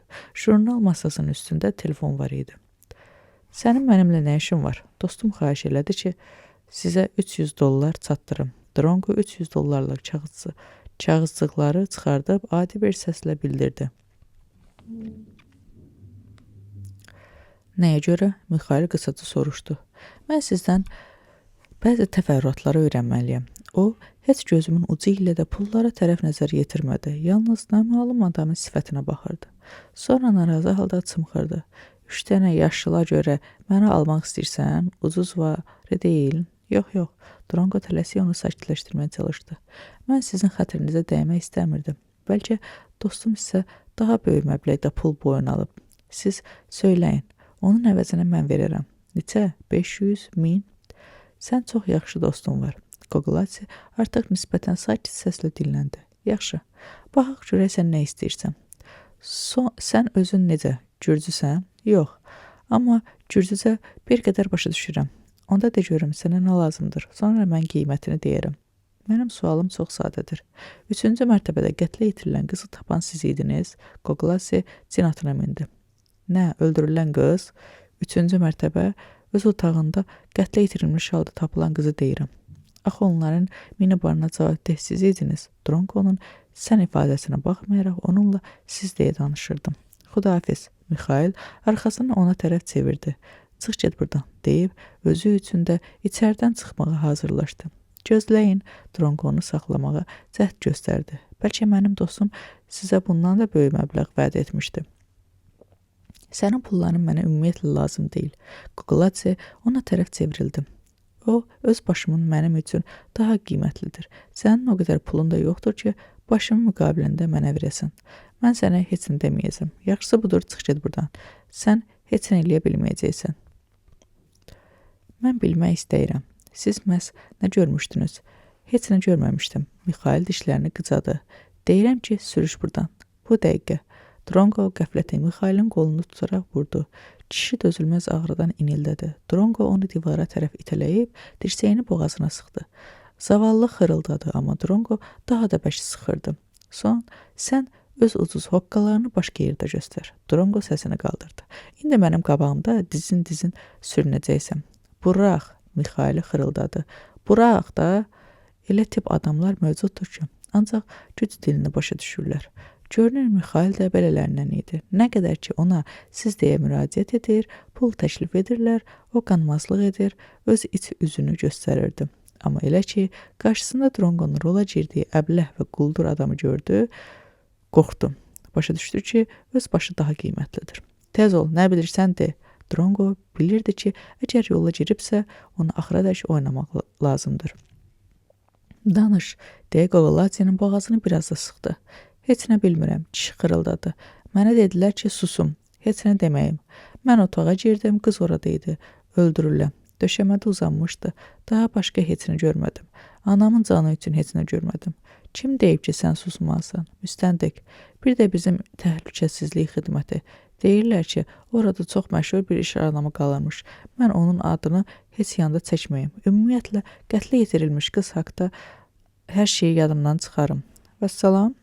Drongo məyus xəbər aldı. And içirəm, Mikhail xırıldadı. Başqa heç nə bilmirəm. Qadını görən kimi tez dəhlizə qaçdım ki, cəmaatı çağırım. Mən qandan qorxuram. Yaxşı. Drongo əllərini boşaltdı. Lənət şeytana.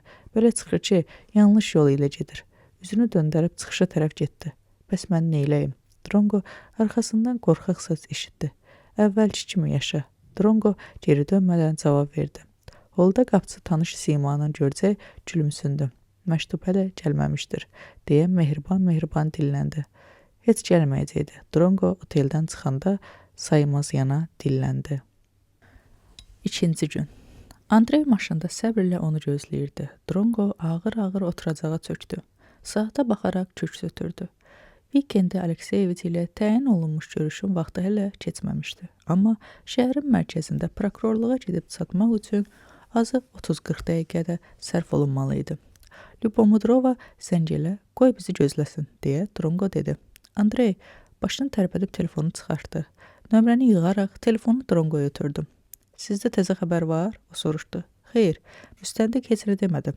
Ağa, başa düşürsünüz ki, o istintaq sirlərini açmaq hüququna malik deyil. Bəzi ümumi faktlar istisna olmaqla. Qızın adı nə idi? Harada qeydiyyatlı idi? Və s. ilaxır. Bizi gözləyin, indi gəlirik. Drongo xudafisləşərkən xahiş etdi. O, mobil telefonların necə asanlıqla dinlənildiyini bilirdi. Avtomobil mehmanxanadan uzaqlaşanda Drongo sükan arxasında əyləşmiş Andreydən soruşdu. Necə bilirsən? Görəsən biz güya onun getdiyi ünvan ilə mərhumun izinə düşə bilərikmi? Bilmirəm. Andrey səmimi etiraf etdi. Sən onu Udaltsovaya aparmışdınmı? Ümumiyyətlə, mən sürücü deyiləm. İlin qeyd etdi. Mənim vəzifələrim bir qədər başqadır. Xətrinə dəymək istəmirdim. Sadəcə başa düşmək istəyirəm ki, qız oraya nəyə görə gedib? Əgər yalnız hamımıza kələ gəlmək üçünsə, onda ora çox uzaqdır. O daha yaxın bir yer seçə bilərdim. Əgər oralarda həqiqətən onun tanışları yaşayırlarsa, onda yəqin ki, müstəntiq artıq onlara baş çəkiblər. Belə olan təqdirdə bu ünvan bizə heç də verməyəcəksə, müstəntiq onu nəyə görə bildirmək istəmir. Amma hər halda tanıyan sürücülərimizdən biri ilə həmin ünvana gedək. Yeri gəlmişdi, adətən onları oraya kim aparırdım? Lyonla bizim sürücümüz. O bizim şefləri işləyər. Elə ona görə də qızı oraya Udaltsovaya aparmışdım. 2 dəfə, bir dəfə isə bir başqası. Amma dəqiq xatırlamıram kim idi. Sizin Lyonyanı haradan tapmaq olar? Şirkətimizin ofisində. O işdədir. Vikendi Alekseyevici də götürüb sizə gedirik. Lyonyanı tapmaq lazımdır. Yeri gəlmişkən, eyni zamanda bir ünvanı da dəqiqləşdirərik.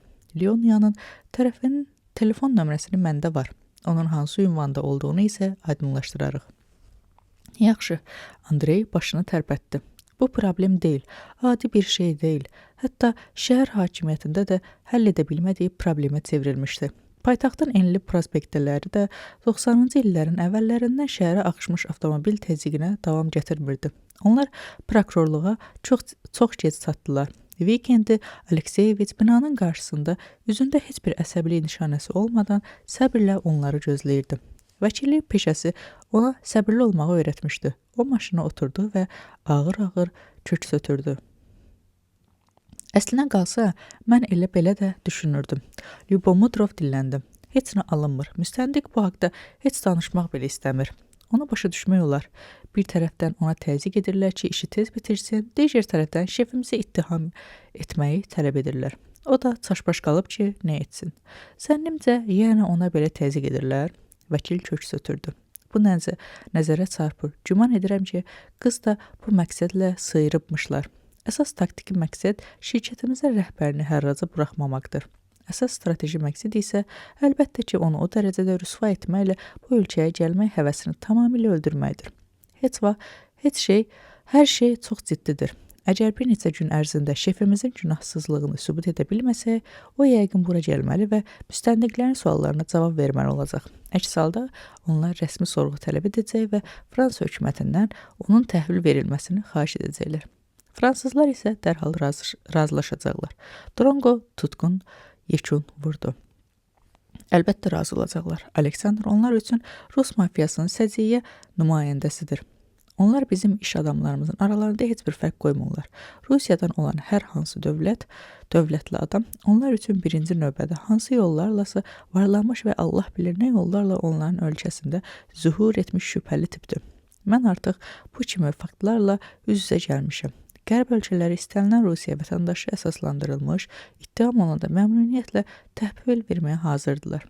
Keçmiş sosialist ölkələr də isə əksinə hətta ittiham tam sübuta yetirilsə belə heç kim təhvil vermirlər. Onlar da eyni fikirdədirlər. Bircə fərq ondadır ki, Rusiya onlardan ötürü birinci növbədə Sovet İttifaqının varisidir və Rusiyanın hüquq sisteminə münasibətlərini bildirmək üçün hətta əvvəlcədən bəlli olan cinayətkarlar belə təhvil vermirlər. Güman edirsiniz ki, şefiniz təhvil verilməmək üçün Polşa və yaxud Çexiyaya Drongo zarafatından qalmadı, yaxud daha yaxşısı Baltikiyanı ölkələrin birinə köçməlidir. Alınmayacaq. Lyubomudrov etirazını bildirdi. O çox məşhur adamdır. Əgər biz 6 gündən sonra şirkətimizin hərrajda iştirakını təmin etməsək, böyük mərəkə qopacaq. Qərb şərəfdaşlarımız nəinki bizim şirkətdə, bütünlüklə Rusiya ilə istənilən iqtisadi əlaqələrdən imtina edəcəklər. Bundan da yalnız rəqiblərimiz udacaqlar. Siz belə hesab edirsiniz ki, hər şey belə yüksək səviyyədə planlaşdırılmışdır. Buna söz yox. Siz ki, çox gözəl bilirsiniz. Rəqiblərimizin arxasında kimlər durur? Onlar artıq çoxdan və açıq-aşkar bəyan edirlər ki, kənar tərəfin iştirakını hərrajda yol verilməyəcək. İndi isə öz imkanlarını nümayiş etdirirlər. Əgər plyonkanı televiziya ilə nümayiş etdirsələr, Lyubomudrov yenidən ah çəksin. Təsəvvür edə bilmirəm.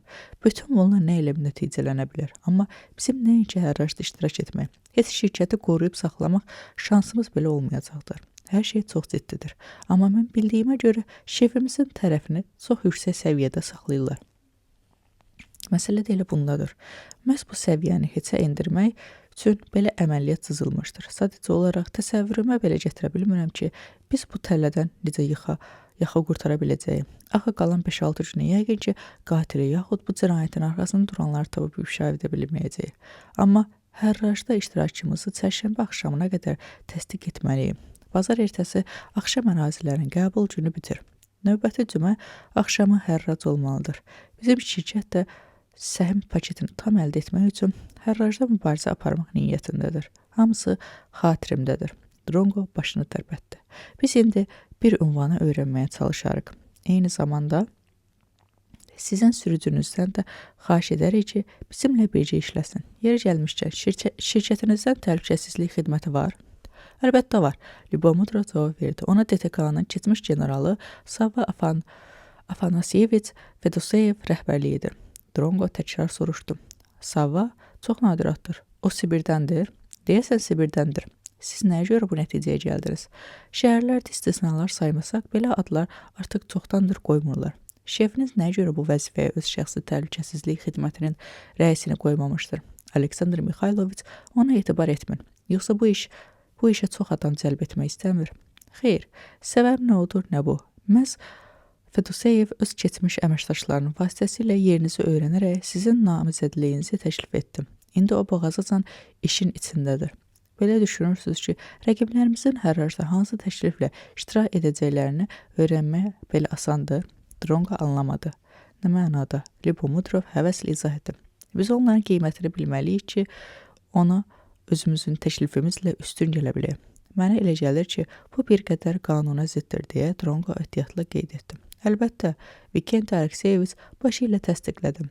Amma bizim ölkəmizdə hərracların çoxu belə keçir. Təklif olunacaq qiymət barədə qabaqcadan öyrənib bilmək dünyanın heç bir yerində mümkün olan iş deyil. Bizdə çox şey mümkündür. Biz qiyməti qabaqcadan öyrənirik, biz hərracı necə keçiriləcəyi haqda şərtləşirik.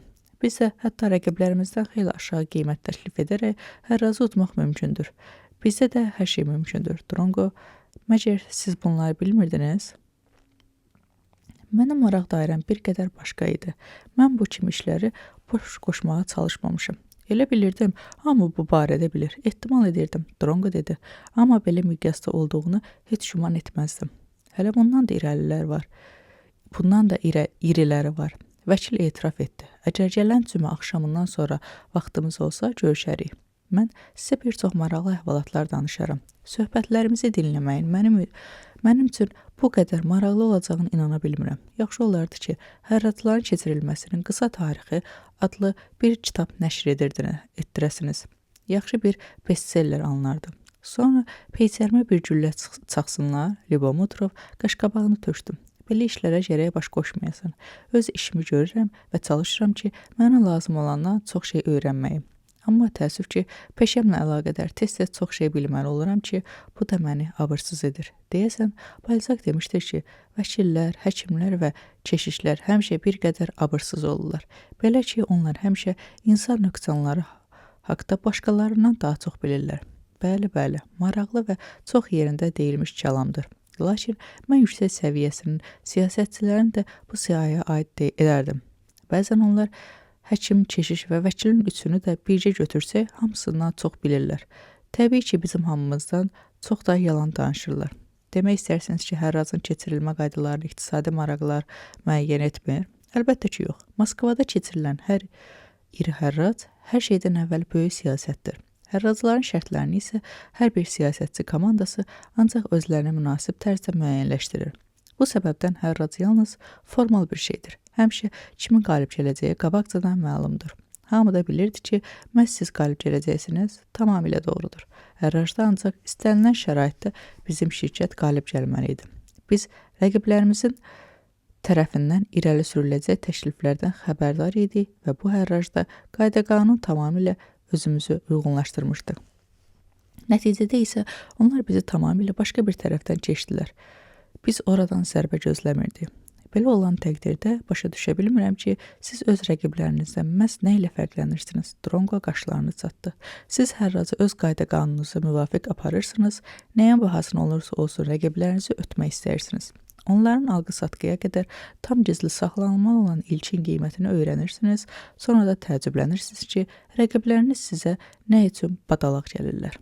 Andrey qandırılıb Dronqoya baxdı, amma onun dediklərini şərh etmədi. Bir neçə saniyə salonda sükut çökdü. Xeyr, deyə Lyubomudrov nəhayət dilləndi. Biz təəccüblənmirik. Biz rəqiblərimizin istənilən aksiyalarına hazır idik. Amma heç kimin ağlına belə gəlməzdi ki, onlar qətl törətməyə cürət edərlər. Həmçinin də bu cür təxribat törətməyə. Hər halda biz belə üsullara cəsarət etməyərək hələlik müəyyən qaydalar çərçivəsində qalırdıq.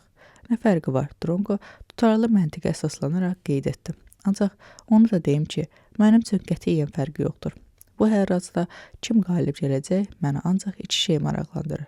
Bu qadını kim öldürüb və şefinizi törətmədiyi cinayətin ittihamından necə qorumaq? Avtomobil 90-cı illərin əvvəllərindən sehirkar tilsimli çubuğun yellənməsi ilə bir göz qırpımında peyda olmuş iri binalardan birinə tərəf getdi. Girişin lap qarşısında dayandı. Görünür, Andreyi burada tanıyırdılar. Belə ki, tikilinin içində yüyürə-yüyürə çıxan mühafizəçi ilinə onun yerinə keçərək sükan arxasına əyləşmək və avtomobil dayanacağa aparmaq üçün başı ilə işarə etdi. Onlar şirkəti binasına daxil oldular. Liftin yanında oldular. Onlar digər mühafizəçi 6-cı mərtəbədə isə 3-cü gözləyirdi. Bura HHQ-nın bazasıdır, yoxsa şirkət ofisidir. Dronqo istehza ilə qımışdı. Lyubomudrov izah etdi. Bizim mühafizə sistemimiz belədir. Yeri gəlmişkən, sizə deməyi unutmuşdum ki, İlin Fodoseyevin müavinidir. Çox əcəb. Dronqo başını tərbətdi. Nəhayət biz sizin təhlükəsizlik xidmətinizin rəisini nə vaxt görəcəyik? Bura onun kabinetidir, deyə İlin göstərdi. Onlar qəbul otağına daxil oldular. Xoş, görkəmli boybuxunlu qız dinməzcə başını tərbətdi. Fodoseyev təxminən 65 yaşlı, başı dazlaşmış, qaməti biraz təpərdən düşmüş, iri ətli, burunlu, pulu qulaqlı bir kişi idi. Qulaqlarını sanki əvvəlcə yayma şəklində açıb, sonra girdə başını yapışdırmışdı. Aqibətiniz xeyir. Onlar gürültülü bas səs salamladı. Aleksandr Mixayloviç artıq zəng edib gəlişinizdən məni xəbərdar etmişdir. Salam. Dronqo masaya yaxınlaşdı. Amma söhbətimizə başlamazdan əvvəl xahiş edirəm ki, indi deyəcəyim nömrənin kimə məxsus olduğunu öyrənəsiniz. Onun soyadı, adı, ünvanı, sürücünüzü də çağırın. Nömrəni deyin. Dronqo telefon nömrəsini sadaladı. Fodoseyev ilinə işarə etdi və o kabinetdən çıxdı. Sizi daha nə maraqlandırır? Hələ ki, heç nə. Lakin müsaadənizlə əvvəlcə öldürülən qızı aparan sürücünüz Lyonla ilə söhbət edərdim. Biz artıq onunla danışmışıq. Fodoseyevin artıq hövsələsi daralırdı. Siz nəyə görə belə hesab edirsiniz ki, nəsə təzə bir şey öyrənə bilərsiniz? Siz sürücünün həlak olan qızı apardığı ünvanı yoxlamısınız? Əlbəttə yoxlamışıq. İlk 2 dəfə. Onun maşına saxladığı binanın bütün mənzillərini, amma xeyri olmayıb. O qız sadəcə olaraq bizimkiləri axmaq yerinə qoyubmuş. Belə düşünürəm ki, onlar lentə aldıqları qızın xəbəri var.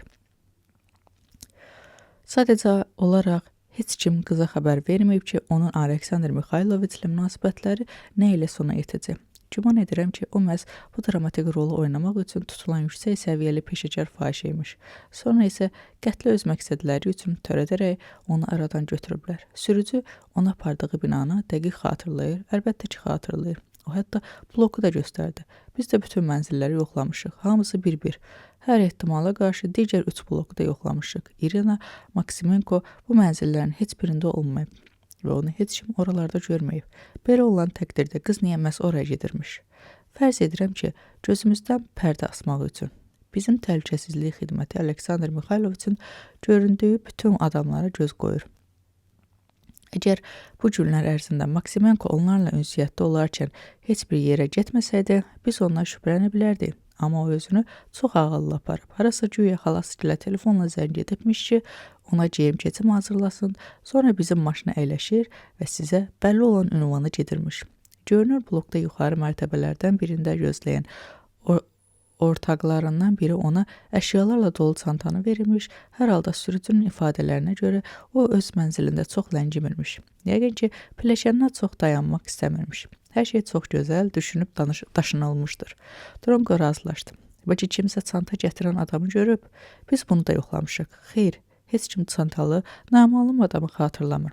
Görünür, bir yox, bir neçə nəfər gəlirmiş. Bəlkə də Maksimenko ilə görüşən qadın imiş. O, Ukraynadadır.